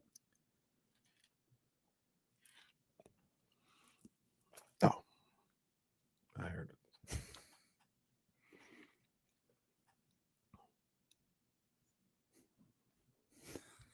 Hey, Damian, I got two things. You're coming back here. I hate D-Lo and this. KC. Absolutely hate this. Two things. You want the bad news or the fun news first? No, let's get the bad news over with. All right, bad news. Shout out to our guy, Brandon Scoop B Robinson, Okay. Yeah. who had a report out earlier saying Pelicans forward Brandon Ingram went through a practice today, sources tell at Bally Sports. I'm told, and I don't like this, I'm told if he can tolerate the pain, he will play. Oh. And now he has been listed as doubtful for Tuesday. But I mean, what do you mean if he can tolerate the pain? Well, something is clearly just- he can't tolerate the pain. Something is not adding up with this. Yeah, I don't like that, dog. So that was the bad news. That Brandon Ingram thing is so weird. It's really bizarre. The good news is, shout out to Tyler Jennings. He found a tweet. Guess who was at the 49ers game yesterday? In a George Kittle jersey. Stone Cold Steve Austin? I don't know. Besides him. No, I don't know if Stone Cold's really there. Our guy, the rookie, was at Levi's, Keegan Murray. Oh, is that Decked right? out in a George Oh, Kittle very jersey. nice. Yeah, big ups. Very nice. Big ups, big ups. That's Iowa love right there, by the way. Okay. I'm with it. I like it. James, how are you feeling, James? You're a 49ers guy after yesterday's victory against the Cowboys. Yeah. I don't know about you guys, but I was stressed out the whole Hell end. yeah, Jay. I was stressed out because I was thinking, man, they're going to get some lucky touchdown, and then they're not going to go for the extra point because their kicker is horrible. Yeah. And I was like, go for They're two. going to go for two, and they're Yeah. going to beat the Niners in the final seconds. My honest opinion, I thought Kyle Shanahan just got outcoached so badly early on. Like, he wouldn't open the playbook. He was way too conservative. And Dallas knew it was almost like they had their feed. Dallas knew every single play that was coming. Oh, Dan like, Quinn. A Dan guy Quinn was knows there that guy. waiting every single step of the way. And I just thought it was way too conservative. He was way too concerned about Brock Purdy making a mistake. And then as soon as he let off, it's like, okay, there we go. Like, you can go win the game. Let the kid win the game. And like, I thought he responded well. I thought, the Kittle catch was incredible. Yeah, amazing. Yeah, but like, they were stacking the line saying, we're not going to let you run. So you're going to have to beat us with your young quarterback, and their young quarterback beat him. Underrated move by Kyle. It was a minor one. I'm not saying it won him the game or anything, but it was, at the time, it was pretty heads up. That pass Having play. someone rush against the center, Ezekiel Elliott. poor That was Zeke. Poor Zeke. He just got crushed. Dang, that's cold. awful.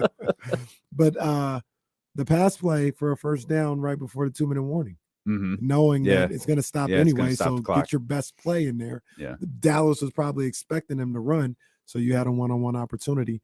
And the game would have ended a lot earlier if Elijah Mitchell would have gotten out of bat or stayed in. Why was here. Elijah Mitchell in the game? So No, because he's a truth. because he can. But Elijah was hot. Yeah, was Elijah. talking Yeah, rock. he had a game. I think the running game wasn't stellar, but overall between the two of them, I don't think it was bad. I also think it's tough to criticize Elijah Mitchell. I understand you got to be aware and you got to know the situation, but he's also in the moment, and he probably I don't think it's as easy as people think to. He's thinking about 50 things. He's realized he's got a little room. I'm not going to kill him too much for not knowing, hey, you got to fall down. No. Yeah. He thought he was going the distance. Or at least he had that in his mind. but you have to be in the moment. You have to understand what's on the line, because what he did is he left 40 seconds on the clock. Well, shout out to the Dallas tight end who just gave it all back. who didn't know who didn't know how the out of bounds works. You got to be moving forward. Oh yeah. Well, he got blasted. He did. And then the other tight end who didn't drag his foot. Yeah. Come on, man. I mean, at least if they did that, they could have at least thrown a bomb. But that was just Cowboys gonna cowboy. horrible. Yeah. Yeah. Really, really poor. It was that play that brought out the Ezekiel Elliott under center play. I wonder what Zeke was thinking. I wish Zeke could, honestly, I wish Zeke could just said, no, I'm not doing that. That's ridiculous. What am I going to do that for? Absolutely not. Put the center out there to be the center. And three guys lined up like that play was trash, bro. I know there's always so much you could do in that situation, but that play was garbage. The Cowboys rushed to and got to Dak Prescott in like a second and a half. Yeah. Like Dak Prescott had to throw a 10-yard pass and had no time. And people saying it was supposed to be a lateral to Ezekiel Elliott. How? How did Mike McCarthy think that was going to go? Did they just think no one would have was going to line up opposite I don't know. of him? I have no idea. Because you know that one of the options is going to be him. So you could have seen like a hook and ladder to him, but he was ineligible, so he couldn't catch a pass. He could catch a lateral though. Yeah, he can't catch a pass, but well, he could that catch means a he would have lateral. had to go behind. That's right. Like Come on, what were Come on, like man. he's 7 yards ahead of him, snapping the ball. When you think about how the Cowboys have lost their last two playoff games, both against the San Francisco 49ers, that's pretty amazing. That play, and then you have the Dak Prescott draw. No, I watched that again before the game yesterday. That was so bad. Did you get so you watched the whole thing? I watched that play. Yeah. Didn't I? Look, because I think they showed it, or maybe I saw it on a clip making fun of the Cowboys because there was a lot of that going on last night. I partaked. The referee kind of tackled Dak Prescott trying to set the ball. Well, yeah, that's what was so ridiculous from the Cowboys. Dak goes down, places the ball down, and lines up. No, you can't do that. Works. You can't do that. Dak should have slid, found the nearest ref, tossed it to him, and then got set. So it's your own fault you got in the ref's way. You shouldn't have been there. Yeah, it was messy. Even the end of the first half, Shanahan just like, what was it, 28 seconds, 24 seconds? They let roll off the clock. What are they doing? I didn't like that. Here's what he did. He explained it after the game. His mindset, whether you agree with him or not, was no matter what, they can't get the ball before the half. He said, I don't know if this is a quote, but essentially he was saying, I would be fine not scoring if it meant the most important thing was them not having the ball before the half. But that's okay on the first snap of the drive. But once you start getting yards, like your mindset has to change. You can't just be in some weird box thinking, oh, we can't let them have the ball with 20 seconds left. They could score. Like you had an opportunity to go down and score a touchdown, but you didn't give yourself any the chance to do that because you kept doing weird stuff. Well, the killer was the second down play. So they get like 9 yards on first down. They hurry back up, no huddle, get to the line. They're going to hand it off. Typically, you get a first down, and then maybe you get a timeout or whatever. But on that second down play, they got stuffed, and now you're looking at 3rd and 2 with like 50 seconds left.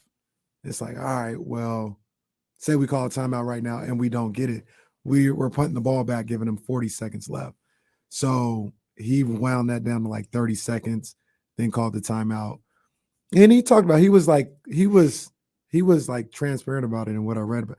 He's like, I understand. Like, I understand fans being like frustrated with that. Like, I get it. But the way that I looked at it, the most important thing was they didn't get the ball back. And we could say that's ridiculous, but it happened to him the game before with the Seahawks. The Seahawks had the ball with like 15 seconds left. Personal foul. They kick a field goal down one at the end of the half. So that might have been in his head as well.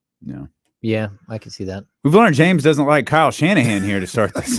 I like Kyle Shanahan. I just think that he really James is conservative. TC Ham. He is very, very conservative, and we hear all about this offensive genius stuff all the time about him. And then I thought the Cowboys defense was really good yesterday. I thought they played. Good. yeah, I they were thought so really too, good. but I also thought that they knew your playbook. You weren't creative at all, and you were super conservative. And at some point, you were going to have to put the ball in Purdy's hands and ask him to win the game. Well, you know what? They probably did. I mean, Dan Quinn hired Kyle Shanahan.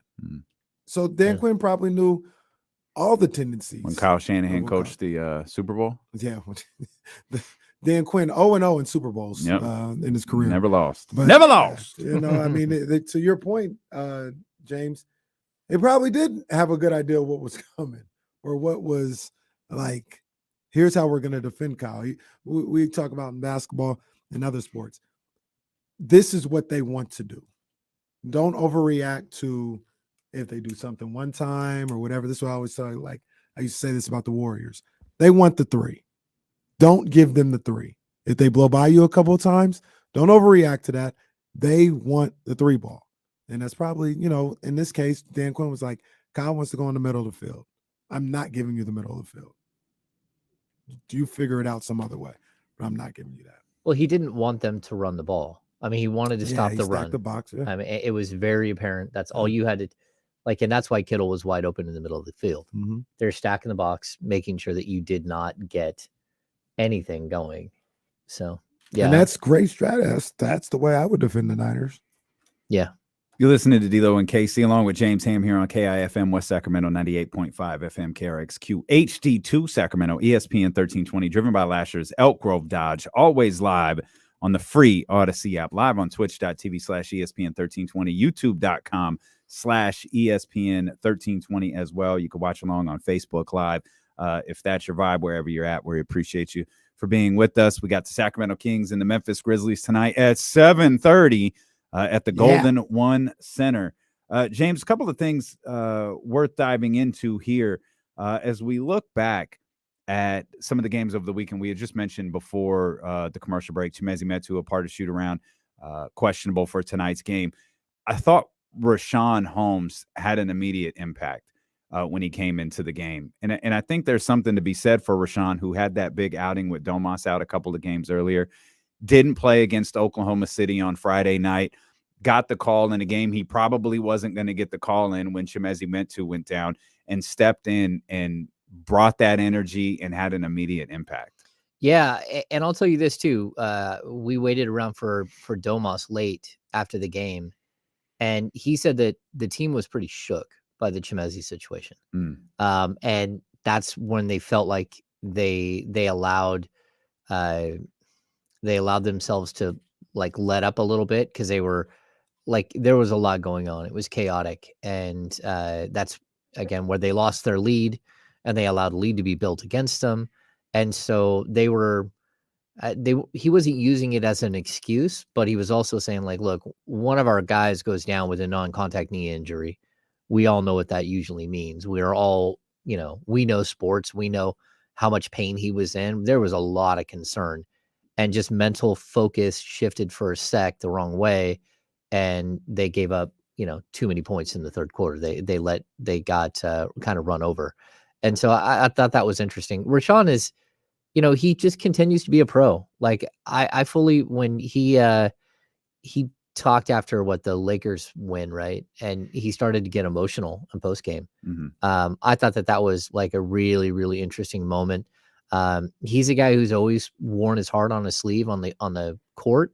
And then when you see him like sort of understand what it means to get out there and play, but not only that, he talked so glowingly about Sabonis, and he understands like how good Sabonis is and how much he means to the team, and how you can't be jealous. You have to be a good teammate, and just understand that you're a different player than he is. You're a different style of player. And so, yeah, I think he'll probably get like a little run here with the opportunity to play with, because I don't think Mezzi will play tonight. Maybe I'm wrong. Maybe he does, but I think that they're probably going to take a little bit more of a cautious approach to him. And then, so I think it'll open the door. It'll open the door a little bit. Hey, that kind of brings up something that I wanted to ask you, James, is, You talk about Sabonis's reaction and Rashawn's, comments about Sabonis and things of that nature. Is this the closest team that you covered? Closest Kings team? Like they seem like they're like really together and they really enjoy each other. Is this the closest team you've covered? It's funny that you asked that because I'll tell you that the age of COVID has changed everything within the locker room. So normally, like we talked about this before, it's really hard to get a gauge on a team when you aren't there inside seeing, what's happening in pregame and stuff like that. Like when it's a bunch of 20-year-olds and 21, 22-year-olds and they're all messing with each other the whole time. Like this team has had moments when they've been very close. But at this point, we get to see them after practice and we get to see them, sort of doing their drills. And they do seem like a very tight group. But I think when you, again, the locker room is a different place. And since COVID, we were locked out of the locker room for like 2 years. We're back in now. But it's different now. There might be one or two guys in there at a time. And that's if there's anyone. Sometimes it's just Alex Len sitting there on his phone. Sometimes Casey Okpala comes in. They at 6:10. So we're allowed in between 5:45 and 6:15 into the locker room in pregame. And even in postgame, we walk in the locker room, there's no one there.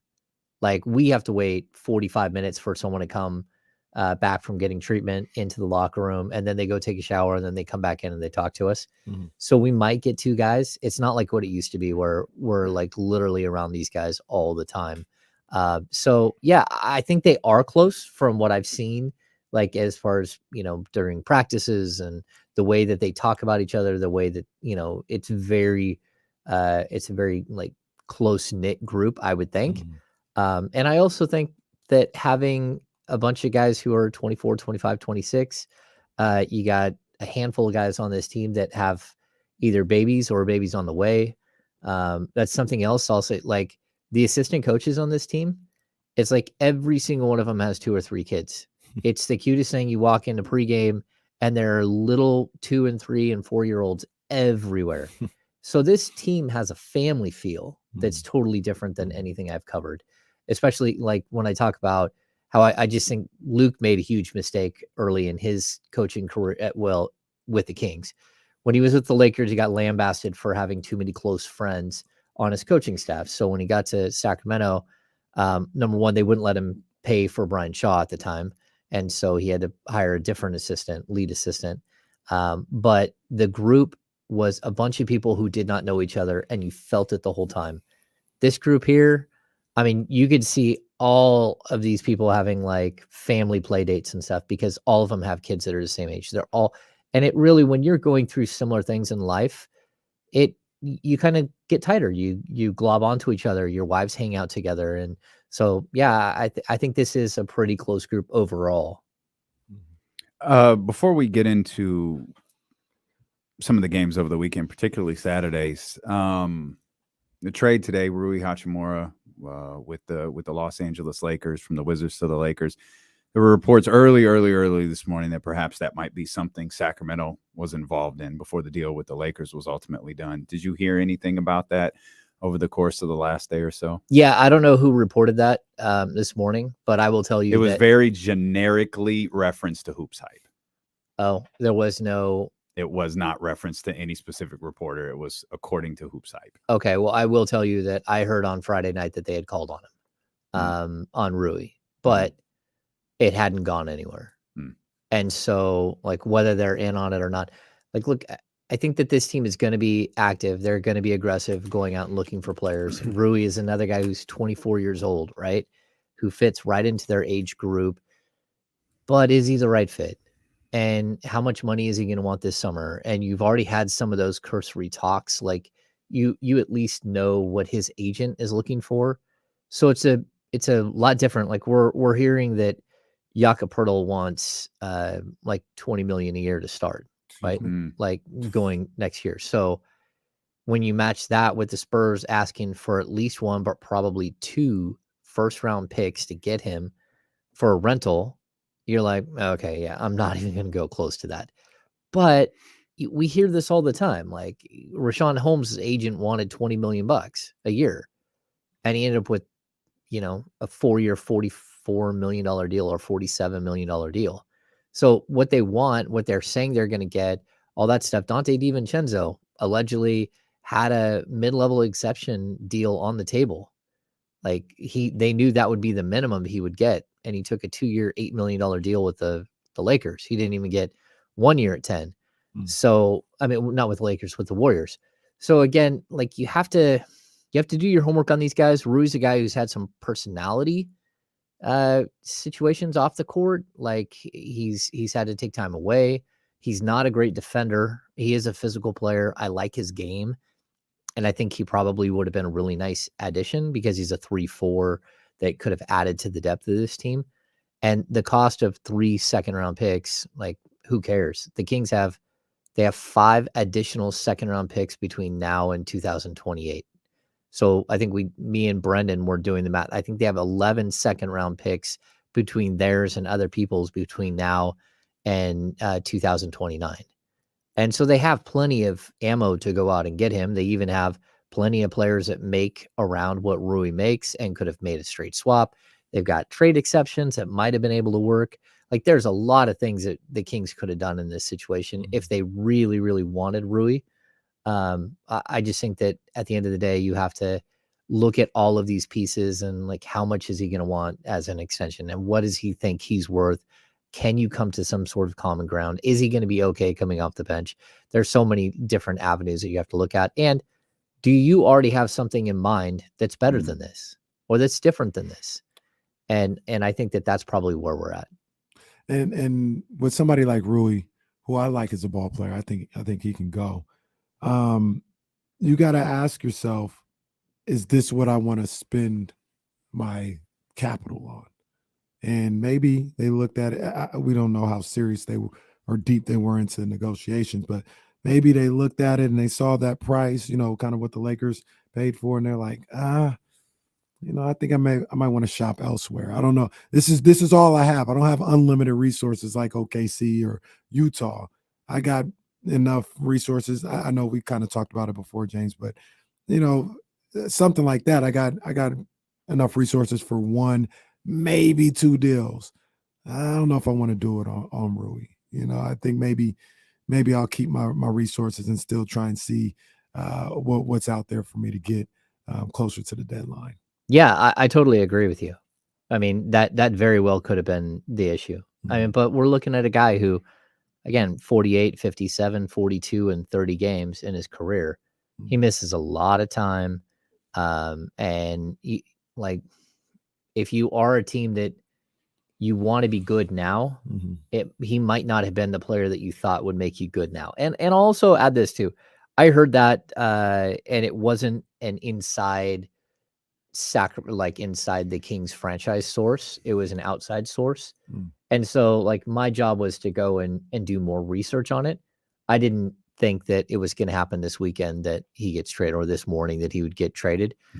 So, I mean, like, I don't know what the leg work is, and I'll look into seeing how close they were or how much they kicked the tires. All I had heard was that they had made a call, but that doesn't mean anything. I mean, if the Kings didn't make a call, then that would be negligent. Like you at least have to kick the tires and see what's out there. And again, maybe you're right. Maybe 3 second-round picks was too rich. And they're like, that's really not what we're looking to do. And is he a long-term fit? What stood out to you most on Saturday? They got their butts kicked on the boards. I thought that stood out. The defense was not great. Overall, though, I thought like the Kings were on the second night of a back-to-back, and I thought in the late third quarter and early fourth quarter, where I looked at the team and saw that they had no legs, I thought Sabonis had no legs. So, but when I go back and I hear Sabonis say, hey, we were distracted, it makes sense because we had that moment where, was it Sabonis and Trey Lyles missed 4 straight free throws? Yeah. That showed me that either they didn't have legs or again they were distracted. They were concerned about their dude who had just went down. So there was that moment from the end of the third and the start of the fourth where I thought you saw something was off or that they had just flat out ran out of gas. And then I saw them recover and battle. And I was like, okay, it's interesting. So at least it's fun. I mean, the final play, the 2-minute report said that Sabonis fouled Montrezl Harrell on the last play of the game. Like, come on now. Like it's a free for all. That ball almost went in. And then it would have been a totally different story. You would have had a team playing on the second night of back-to-back, going to overtime and seeing if you got the legs to fight through it. Again, look at all the players for Philadelphia that fouled out or that were on the verge of fouling out. Tobias Harris fouls out. PJ Tucker was in foul trouble the whole night. Like, I thought the Kings were the aggressors for a good portion of the game. Saw it at the end of the day. I don't care if Embiid and James Harden aren't there. That team is really good either way. They still have well coached seed right there. Yeah. I mean, that's a really, really good team. Just like the team that they're going to face tonight. If Ja and Steven Adams aren't there, I think that's a little different because those are the motors that make that team run. But that doesn't mean Desmond Bane can't light you up for 45 or something. I believe he's done that. Yeah. That it's a talented team. And not only that, but look at how that team is built completely. We can go back to OKC game. OKC gave the Kings a run for their money because they don't stop. They play an entire 48 minutes. They make you play every single second in the final 90 seconds. Yeah. Like, you're going to get fouled. You're going to go to the line. You have to execute. You have to be in the moment, or they will find a way to beat you. Well, that's the Memphis Grizzlies in a nutshell. That's what Taylor Jenkins established with this team like 3 years ago. And now we're seeing like the grown-up version of it, and it's impressive. Like, this team doesn't stop, and they have a next man up mentality. And they got a bunch of guys that every team in the league goes, man, I wouldn't mind having that guy. Deep on my bench. Zaire Williams. Like, all right, look at that. That's another guy I'd like to have on my team. Like, they have all these players that you're like, all right, I'm kind of down with that guy. Yeah. Sabonis absolutely committed a foul on that last play. I thought he did too. He absolutely did. He like hooked it. I thought it was strategic. It was sneaky. It was one that you could get away with. Obviously, he got away with it. But he absolutely did it. He knows he did it. We all know he did it. But the funny thing about Saturday as well, and I don't remember the last time I felt this, when things were like really close towards the end, or Harrison Barnes at the free throw line, I was like, just get to overtime. They'll pull this out. They'll get the win. Just get to overtime. Find a way to get to overtime. And I think you'll pull this one out. Obviously, they weren't able to, but, it goes back to where this team is and how we've kind of changed our views of this team. At least maybe I have. Like, I feel like that's a team. While they didn't win, I wanted them to win. Frustrating that they didn't win. I think this is a team that can play teams, especially at home, even though the record is kind of, closer to 500 than we'd like to believe. They can play teams like that and get in a situation where if it's close, I think they're going to pull it out. Maybe a lot of that has to do with the way De'Aaron Fox plays in the fourth quarter. But I always feel like in a close game, they always have the ammunition to pull out a close game. I'll say this too. Like, the one other thing that stood out was Harrison Barnes looks like he's never going to miss again. Like, when he's shooting the 3 ball, it looks like it's going in every single time. And most of the time it looks like it's not even going to touch the net.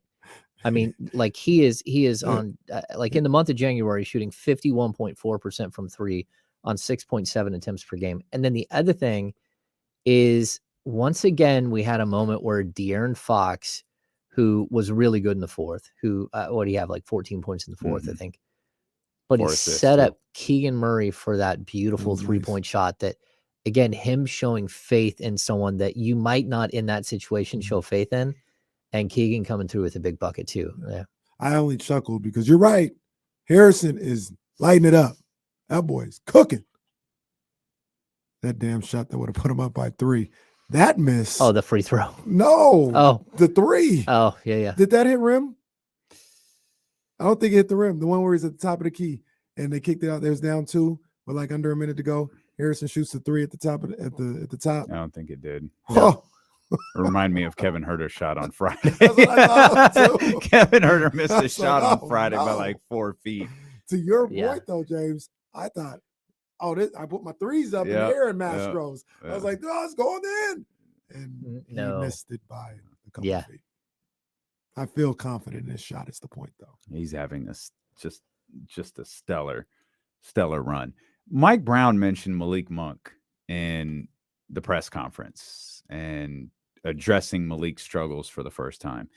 And we had a conversation about what that might look like, because you can't DNP CD Malik Monk. You don't have other alternatives. You need to find a way to gas up Malik Monk or go Phil Jackson and get him in the Zen or whatever it is. Read this book. Yes, something. Have him tweet. Do whatever you got to do.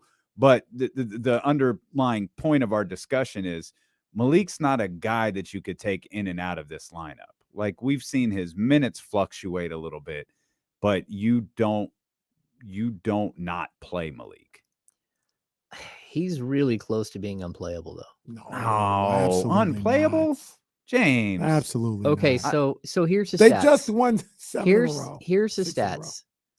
Over his last 22 games, Mm-hmm. 22 games, Mhm. Malik Monk is averaging 11.6 points, 3.4 assists, 2 turnovers.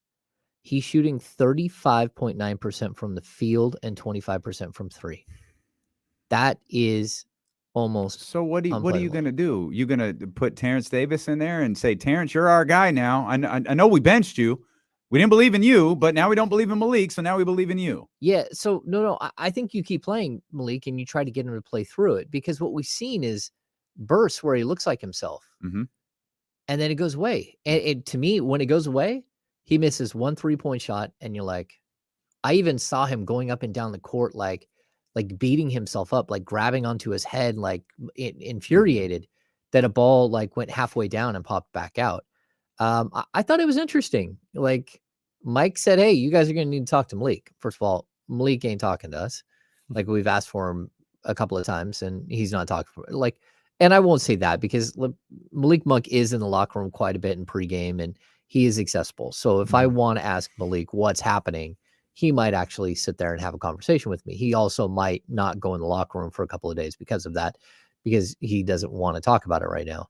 But I thought it was really interesting that Mike, once again, I thought used the media a little bit to point to say, hey, look, yeah, as long as he's doing the extra work and what he needs to do, as long as he's coming in and getting shots up when they aren't going in. And I was like, okay, wait, are you like calling a guy out or are you not calling a guy out? Because it kind of feels like you're saying that he just now came in last night and did extra work and he was in here early this morning, but maybe he wasn't before that. And so, like, I don't know what Mike's like point is there, but he also said, you guys probably need to go talk to Malik and see where he's at mentally and, you know, see what he thinks about this, because, you know, like, look, I'm going to ride with the guy right now. He's not going to lose his job right now, but at some point I have to make a business decision. That's what's best for the team. And as long as he said, as long as he's doing the stuff to get right, then I'm going to ride with him. And it was like, okay, well, what does that mean? So I just thought it was an interesting exchange. And like, this is on the Hills. Like, I'll tell you, December 7th is, I don't know if it's the date that Mike Brown like put his shoe up on the media table and almost kicked the table off the podium. 6th man of the year. Talking about Malik for 6th man of the year or what, like, but it's almost coincides with it perfectly where you're like, did Malik kind of get too much pressure? Did he, like, is that what we're seeing now? And I don't know. Like, he's a guy that's so happy-go-lucky. You need him out there. You need his energy and everything else. Yeah. But I think as we get further and further along, like, man, he's got to do something. That he started getting the assist going again. He started getting, you know, sort of others involved when he's in a slump. He started getting to the rack a little bit more. But man, you can't shoot 25% from 3 for 2 months he's shot that longer, you know, like we're 45 games into the season. Mhm. Half of the season he has shot 25% from the field. Mm. And he's had 2 games, I think, where he scored 20 or more in that stretch. The 33-point game where he literally helped you beat the Denver Nuggets almost single-handedly, and then a 25-point outing where he was really good too. Take those out, what's he averaging? Like 8 points a game? It's not good. Yeah, well, I mean, the job of Malik Monk, first and foremost, is to get back into the groove, find a way to get back into the groove. And the other job is for Mike Brown to, I would say this again, maybe it's just my coaching style, maybe not Mike Brown's. Maybe he is doing it. We don't know. But you empower him. You find a way to get him back to that spot and not say, hey, man, you guys need to go talk to him. Or like, if I'm hearing those things, I don't know if this is the case at all, but if I'm having the same thoughts as you are, James, when he's talking about, yeah, right now, his job's not in jeopardy. And if he, does do stuff like little things thrown out there, it's like, come on, man, don't do that. Don't do that.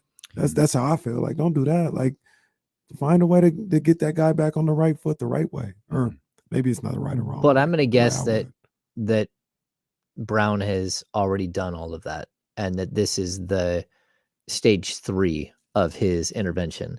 Again, like I'll tell you, since that Denver game that we talked about, that was on December 28th, where he dropped 33. Mm-hmm. He's averaging 8.7 points on 32% from the field and 22.4% from 3. That's tough. Like, this team needs everyone firing on all cylinders. And I think that his struggles have been overlooked because in that time, the Kings are, 1, 2, 3, 4, 5, 6, 7, 8. They're 8-4. So people are like, oh man, this team is rolling. It doesn't really matter if Malik is firing on all cylinders. You're kind of overlooking it, but there's going to come a time where you need him. And you think if Malik Monk was hitting shots the other night, that the Kings wouldn't have won? No, you would have won.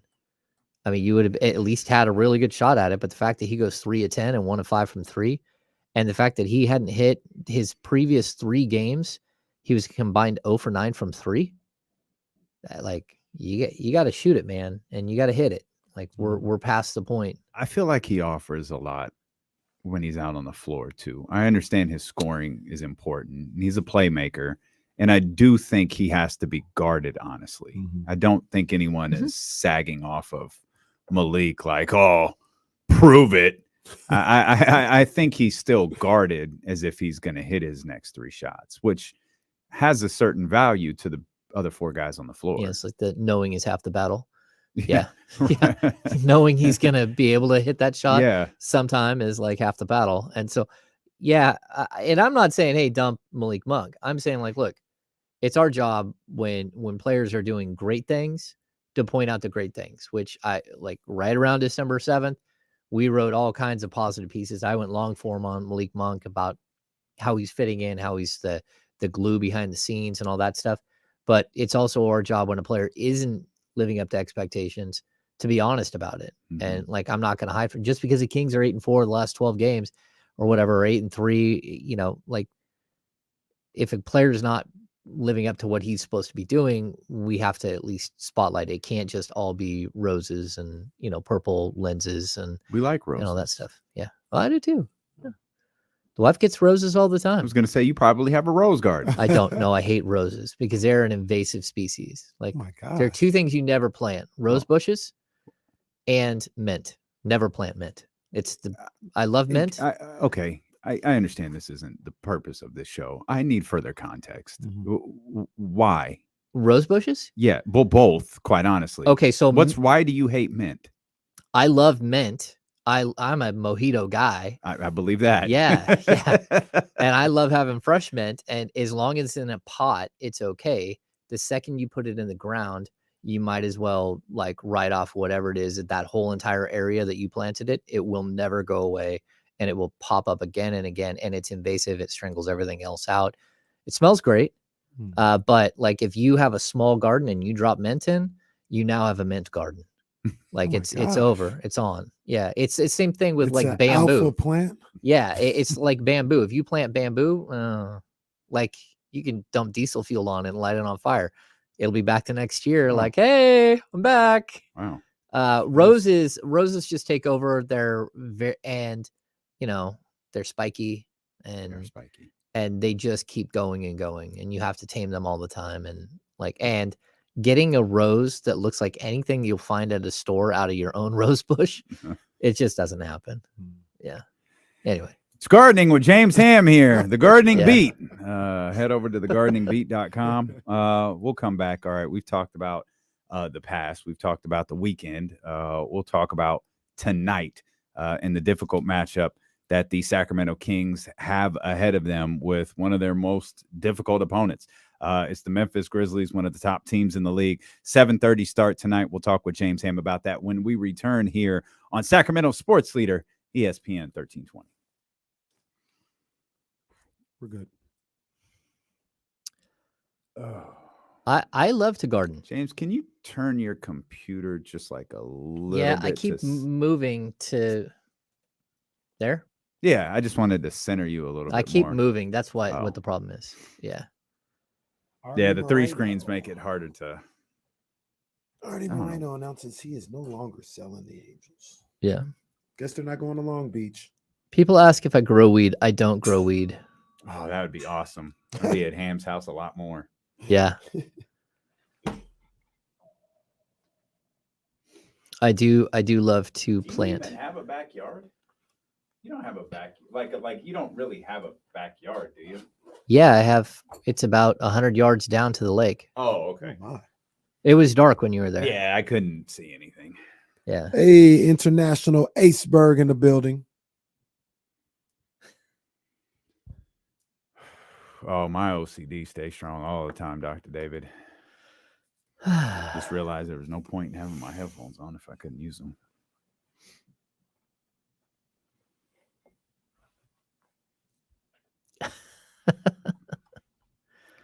Yeah, it could get a bigger boat, I guess. I don't think so, Lake Show. I think they had an open roster spot. Plus, they traded 1 for 1, so I don't think they have to cut anyone. Yeah.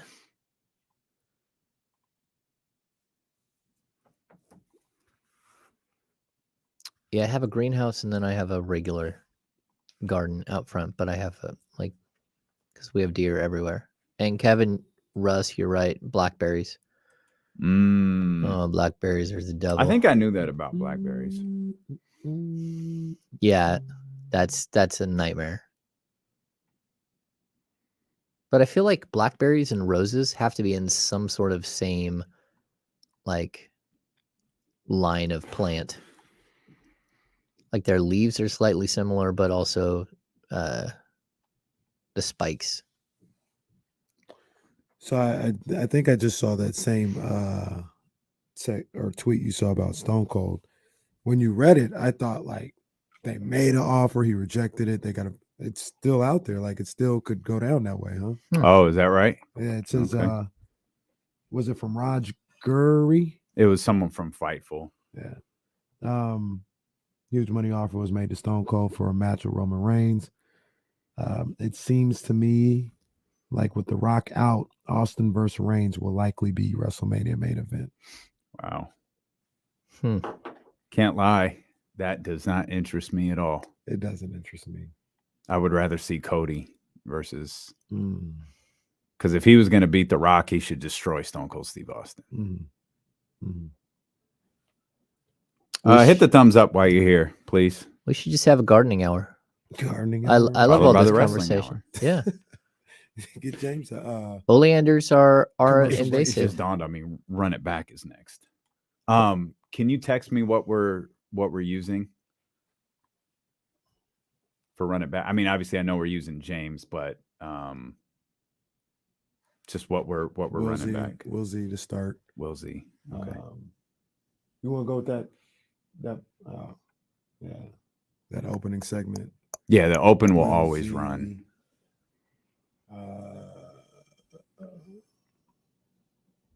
I haven't put it out there Don't say goodbye. Don't say goodbye. Don't say goodbye. elsewhere that the Kings had, from what I heard, called on Rui. So we could use that segment. Exclusive. Oh, we use all of James.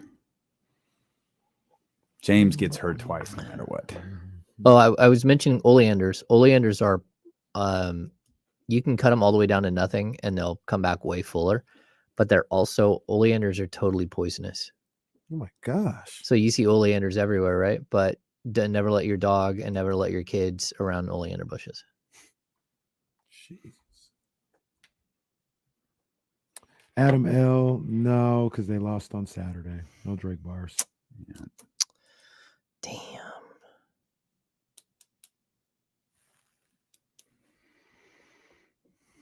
Who we rooting for? That's a good call. We didn't do who we rooting for. We're rooting for the Kings. That's who we're rooting for. Who he root Kings. for? Let's Mhm. see. Let's see. Who he root for? I'm growing the goatee back. Oh, go T Ham. Okay. Let's We're 2 go. days in. We'll see where it's at by the end of the week. Let's see. Today on who he roots for. We're rooting for the Rockets. They play the Timberwolves. Good luck with that. The Hornets play the Jazz. Go Melo. Let's go Charlotte. And the Spurs play the Blazers. Spurs might get that one, be honest with you. Probably rooting for the Spurs, right? Yeah, Take the Blazers down a little bit further. we're coming back. Here we go. I got it.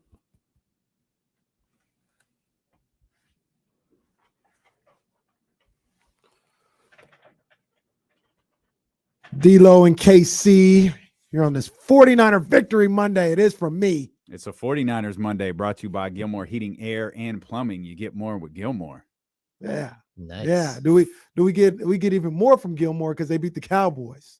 Okay. Well, there you have it. It's 49ers Monday brought to you by Gilmore Heating, Air, and Plumbing. You Let's get go. even more with Gilmore Let's go, because boy. the 49ers beat the That was Cowboys. so stressful. That was not enjoyable. That game was not enjoyable for me. I don't even know. You know what? I don't even know if I shouldn't be watching sports if it's not going to be enjoyable. That was tough to watch. I'm with you. Well, Like- if you decide to do that, I really hope you let me know. If you decide the stress is too much. And people were asking. It was very civil at the house. You know, It was Kenny very did not civil. sleep on my couch Oh. last No, night, it was for very those that are civil. wondering. She was talking to her aunt. I'm talking about Jazzy 510, and she said, "Look, I can take a loss from the Cowboys. What I can't take is the Niners blowing the Cowboys out, and then Kenny, myself, walking around trash talking. That's when we're gonna have a problem." So none of that really happened. Well, the She blowout didn't happen, but there is plenty of trash talking going on. She's not really on social media. Oh, that okay. much. She probably enjoyed the fact that you were like stressed out and She struggling. probably She's did. Like, That's right. That was a win for her. they may win, but that guy didn't enjoy it. They may win the game, but in the end, I won the war. Yeah, we're doing dry January, and man, I really could have used a drink. That was a Oh, tough, I didn't even think about or like that. 3. I probably Yeah, should have had a drink last night too. yeah. I didn't even think about it. Stressful Games brought to you by McQueen and the Violet Fog, the smoothest gin in the world, handcrafted in Brazil. I made what is it called? An aviator, the gin drink. But the dope part about it is it's light purple. Oh, I made the drink and poured it, and I was like, You I let the see bean- it. yeah, so we were changing the name of this to I light the see it. beam. Yeah, I Yeah. see it. I see it. Has a just Also, a Damian light got a little chance to see the purple. beam for the first time. I did see the beam. It was Oh. glorious. Yeah, It was everything my heart imagined it was. We talk about it all the time, but it really is such a stark contrast between James, you probably see it if you get out to Doko, between a winning Doko and a losing Doko. Like there is that beam it is has night and brought day. so much happiness. It's just a purple Bundle beam of joy. that Yeah. shoots to the sky. Just brings an insane level of happiness to people. I totally agree. And it's strangely photogenic. Like you wouldn't expect it to really show up that well on. It's on a the very picture. bright beam. Mhm. Like it stands. It's like, oh, that's not faint. No, and Like that's powerful. and this probably sounds ridiculous. Bear with me. It's like in 4K and HD. Like it Yeah. is a crisp purple beam. Like you just mentioned, it's not a faint light. Like no, this No. thing is like you can see it. Yeah, that like when I was younger, I had a full dark room, so I don't like touching up photos at all.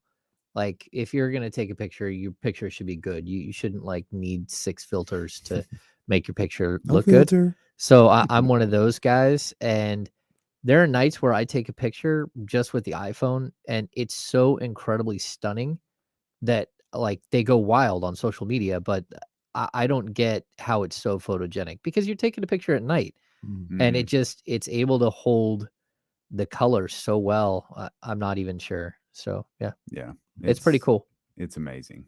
The Yeah. beam is happiness. Hopefully we see it tonight. Yeah, I The hope so. beam is happiness. But this is just a brutal matchup for Sacramento, James. What is it about Memphis? Oh, that's a nice Perfect. picture. Perfect. That's a nice picture that James is showing. Yeah. YouTube and Twitch and Facebook Live. Sorry to the wonderful people listening on the radio and the Odyssey app. Sorry, to James that has man. no love for you, but that's a No beautiful love for you. picture. That is a beautiful picture. My girl Rachel takes the best Oh, she pictures of the kills it. beams. She takes the Absolutely kills it. absolute best pictures. Why is Memphis such a brutal matchup for Sacramento? Because they have the one player that Sabonis can't push around. And that means that I believe everyone Shannon else. Sharpe can't either. Yeah. Yeah. I think they're like DC characters that can't push around. Aquaman too. Right. Yeah. Like he's just so incredibly huge and strong. And like I totally dig Steven Adams. I remember when he came through for his pre-draft workout when he didn't have the long hair and he almost, it looked like he had a crew cut, and he's coming out of Pitt and he's just this big guy with just the like thick New Zealand accent and just a Got super kicked in the Kiwis, mate. yeah. He said Yeah. that fell out. He's a joy like to be around. He's a good dude.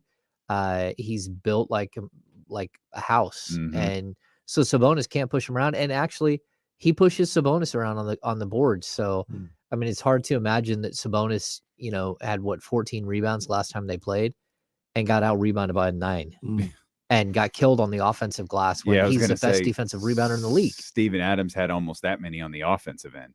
Yeah.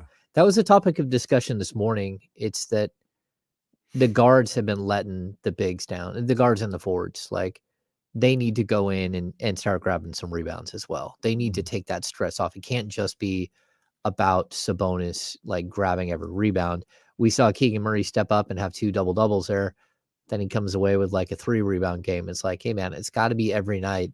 And the same for the guards. The guards got to go in there and mix it up. And Herder's not been known as a great rebounder throughout his career. Fox was a really, really strong rebounder in the first 3 months of the season, but he's faded a little bit on the rebounding side as well. They need everybody to go in and grab rebounds against this team because this is a tough team. Mhm. They're physical and they know exactly what pieces that they're looking for, the personalities that they're looking for, and they attack the draft better than anyone that I've seen in a long time. The way that they've built that team is like some strange trades, like the Vucevic for that's what it was, right? No, it's it's in New Orleans. Valanciunas Valanciunas for Steven Adams deal. You're like, that doesn't make any sense. I think Valanciunas is a better player. No, Steven Adams is the right player for that team. But again, Brandon Clark, just a great fit. Yeah. I mean, to get Desmond Bane in the second round. Yeah. Is it Tyus Jones that they yeah. have there? He's one of balling. the most efficient point guards in the league. He does not turn the ball over at all. He's like Corey Joseph on steroids. Like he does not turn the ball over. Yeah. So they're so incredibly efficient. And then, again, I think Dylan Brooks is sort of the player that they modeled who they were going to go get everyone else. He's just so tough and he's mean. And those are the guys that they go out and get. They find all these guys that play with an edge who aren't bad dudes, who aren't causing problems all over the place or, getting themselves in trouble or out of control. They're just really tough from top to bottom. And if you're going to beat them, you got to beat them. You got to play 48 minutes. You got to beat them. Yeah.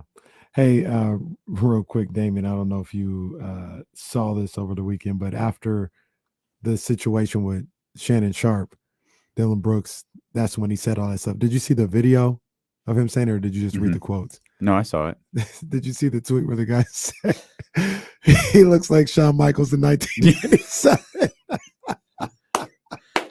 He did look ridiculous. He had like a tank top on, tucked in. Yeah, not good. A black the Yeah. beater on. Yeah, not good. Not good. That was hilarious. That was funny. But My man got a tank top on. Shannon Sharpe brought in a $3,000 cardigan, and you're calling him pedestrian, sir? No, absolutely not. Like 97 Shawn Michaels. He's getting ready for a street fight against Triple H. I almost got Oh, you guys man. like there. I got hit with an ad, and it was for I think it was for Target, and they had a bunch of like old school WWE action figures that were on You sale. should have bought them all. Yeah, they were like $11, and I think one of them was Shawn Michaels. That's why. Oh, Oh man, Yeah. what could have been? damn. What could have been? Oh, man. I may But, or may not um, have action figures. Let me ask you. Let me ask you this, James and Damian. I don't know if I really got your take on it either. Maybe you can answer too. Are you annoyed by the Grizzlies? Because they seem to be like top 5 most annoying teams in the NBA right now. They get under your skin. You know what bugs me about them is the acting. Like they're like certain guys, like I can deal with it. You know, I don't like that Luka is literally on the official the entire game. But at the same time, when I see him get fouled, he usually gets fouled hard. You know, but Ja with the head bobs and the like he gets these foul calls because his hair's long and he's shaking it all over the place. I always thought like when you're watching a boxing match and you see a guy with dreads or with long hair, I always thought that was such a disadvantage in boxing because it just showed everybody when you took a punch. Like I watched, oh look, he got hit. But when it comes to Ja, like he just does it all the time. It's like he's just flopping all the time. And you know, there's a couple of guys in the league that when they flop, Alperen Şengün, my goodness, man. Like I don't think I've seen a dude flop like that. I mean, it was like Vlade, like plus. Wow. So those things kind of like wear on me because it's like just play the game straight up. You know, like if you can beat the guy against you one-on-one, go ahead and beat him. If he fouls you, he fouls you. That happens all the time, but make it so it's fair. It's you know, the one good thing is like Tony Brothers was here a couple of days ago. He won't be at this game. That So guy. I don't think he'll be at this game. So I think, Oh shoot. you know, like, so I think that's a bonus for the Kings because that's never great. Sabonis had his 22nd straight double-double on Saturday. This, I believe, the first one with just points and assist. The second. Oh, it's the second one. Yeah, because he missed a triple-double once before with 9 rebounds. Oh, okay. So he's got 2. That's 2 more. I went back and checked Kevin Love's 53. Did not have any points and assists. And I'm going to do some work and find out if Elgin Baylor's 55 had points and assists because Elgin Baylor more than capable of having double-digit assists. I don't feel like we're at the place where this streak is special to anybody but us. When do you do you think this streak gains some steam if he gets to like 40 or something like nationally? Maybe. Yeah, I mean, I would think so. I mean, he leads the league in double-doubles overall. I think the 30 is what was Dwight? Dwight was 33, I think. That's the most recent stretch. I mean, Kevin Love, it feels like it was years ago, but I mean, Kevin Love, I he's said still in the league. 2011. It was the 2011. Okay, it so ended 12 in years. Sacramento. Oh, okay. A fun fact. I That's guess. yeah. He probably because they were up by 40. No, and they he had to actually go lost sit. by 20. They actually lost by like Oh. 31 in that game. Remember the Timberwolves ain't Oh, no they good. weren't any good. That's right. He made the All-Star team when they weren't good. Yeah, He's one of the Timberwolves rare suck. exceptions. He played 14 minutes that game. I think he had like 3 Oh. rebounds or something. Against Cousins. Jason Thompson. Derek Derek Williams. JT got him. JT got him. That 2-man wall that is Jason Thompson and Derek Williams. Just Huh. Can't believe that couldn't team do didn't anything make it. against them. Can't believe they didn't make it. I'm gonna find the box score. I of that did game. I did think it was about to be showtime when Derek Williams got here though. Remember how he first came Was in? that like, the Arizona? Yeah, he Where's was at Derek? Arizona. I didn't like him at Arizona. I actually knew his brother. I was like really good with his brother, and his brother's like, "Yo, my brother's about to go number 1." I was like, "Man, I don't know about all that," but I didn't like people were going crazy over him. I didn't think he was going to be that good in the NBA. But when he got to the Kings, and I think Isaiah Thomas was here at the same time, I was like, yo, it's going to be showtime. And it was not. It was not. What was Derek Williams' issue? Derek Williams had so much talent. He just didn't have the want to be great. Like there are a lot of guys that get in the league and they dig the NBA lifestyle, but they're not ready for what it takes to be great physically and like mentally. Like I super athlete, very, very nice guy. Like he was fun to have in the locker room, but it's really hard to like when your teammate can go for 30 one night and 3 the next, and you just look over at him like, what just happened? You know, or like George Karl compared him to the Coke machine. That's Derek Williams. You know, he literally looked at the box score and goes, man, even a Coke machine could have more than 1 rebound in 30 minutes. It's uncalled for. And the only one that played 30 minutes and had 1 rebound was Derek Williams. Yeah, it's one of those things where some guys just don't have that. Like they're tall guys that play basketball, not basketball players who happen to be tall. So, you know, he got there because of his gifts, but then he didn't want to do what it took to be that next Stay level. Yeah.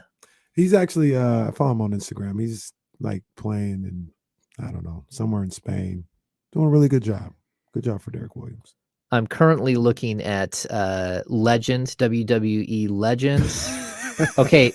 AJ Styles. I don't know AJ Styles. Oh, yeah. The Ultimate Warrior, he sold out. Like they sold out of his action figure, but they do have Shawn Michaels still available. What's Shawn Michaels wearing in this action figure? There's I think you have choices. Oh, wow.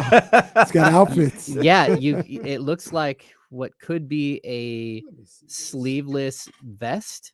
Yeah, that's Oh yeah, this is looking like this is oh yeah, Kenny's all over this. This is Shawn Michaels when he first turned the Heartbreak Kid. Oh, okay. Yeah. Okay. Wearing like sensational Sherry Shawn Michaels. I like zebra it. pants. Well, they also have Ken Shamrock.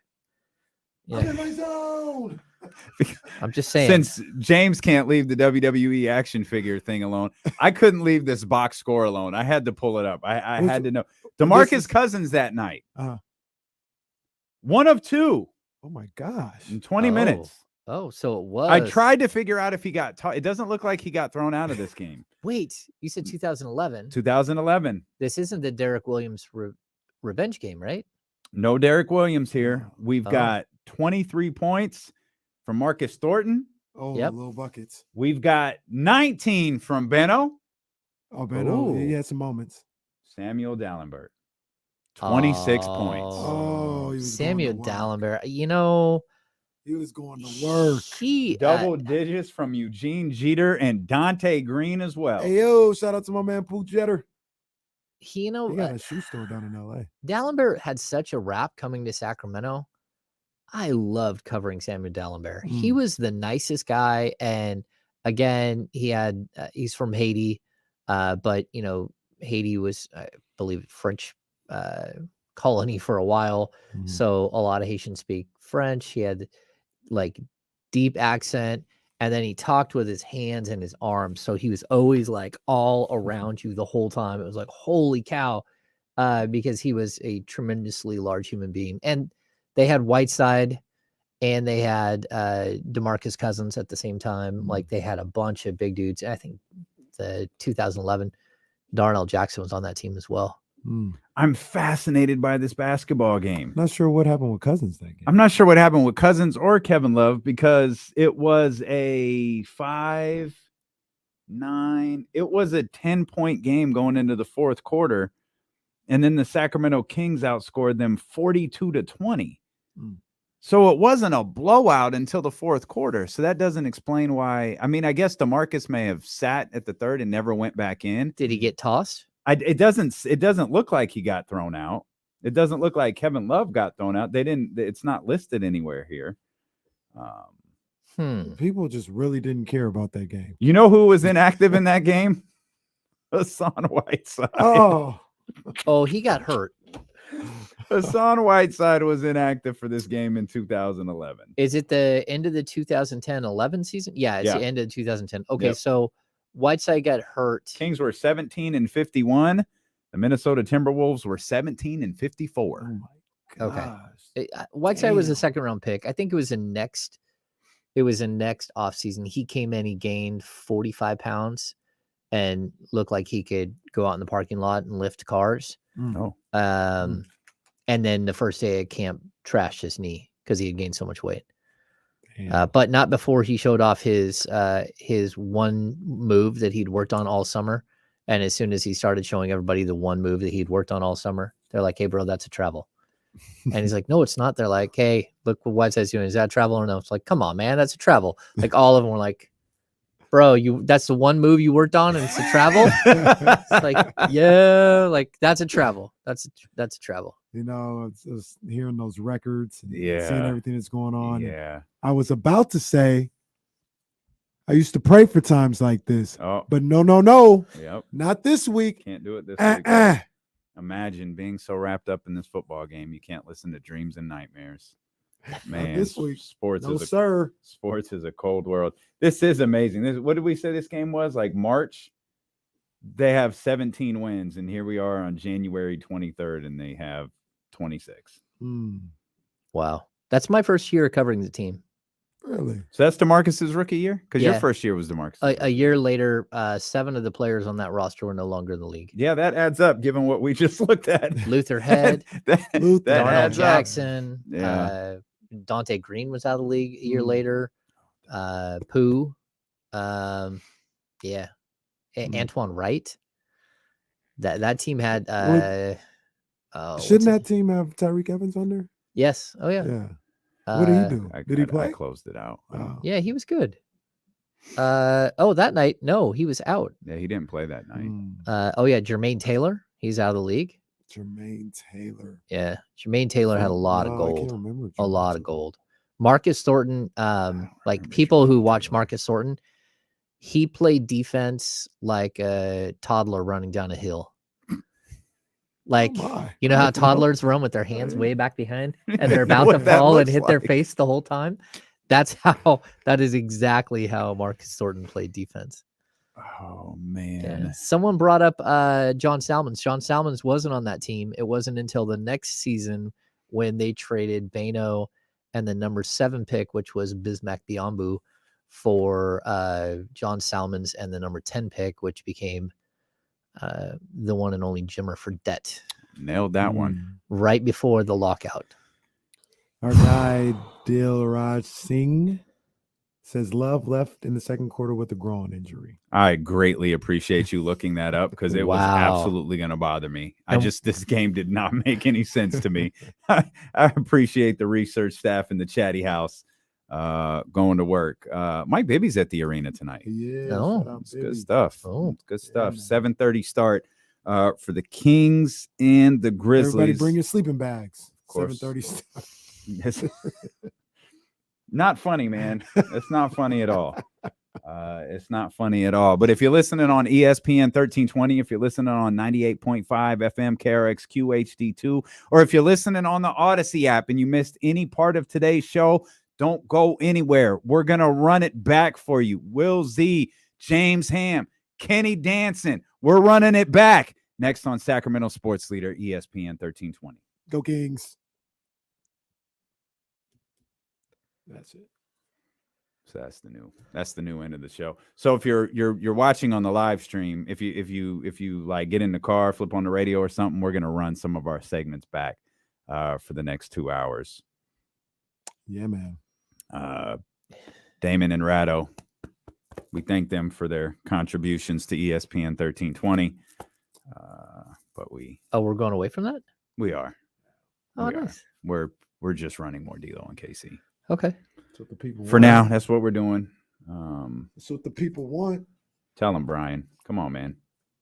Boy, Just resting your eyes. So it's crazy so, when you get. I guess it's I know it's not just us, but Jazz like gets so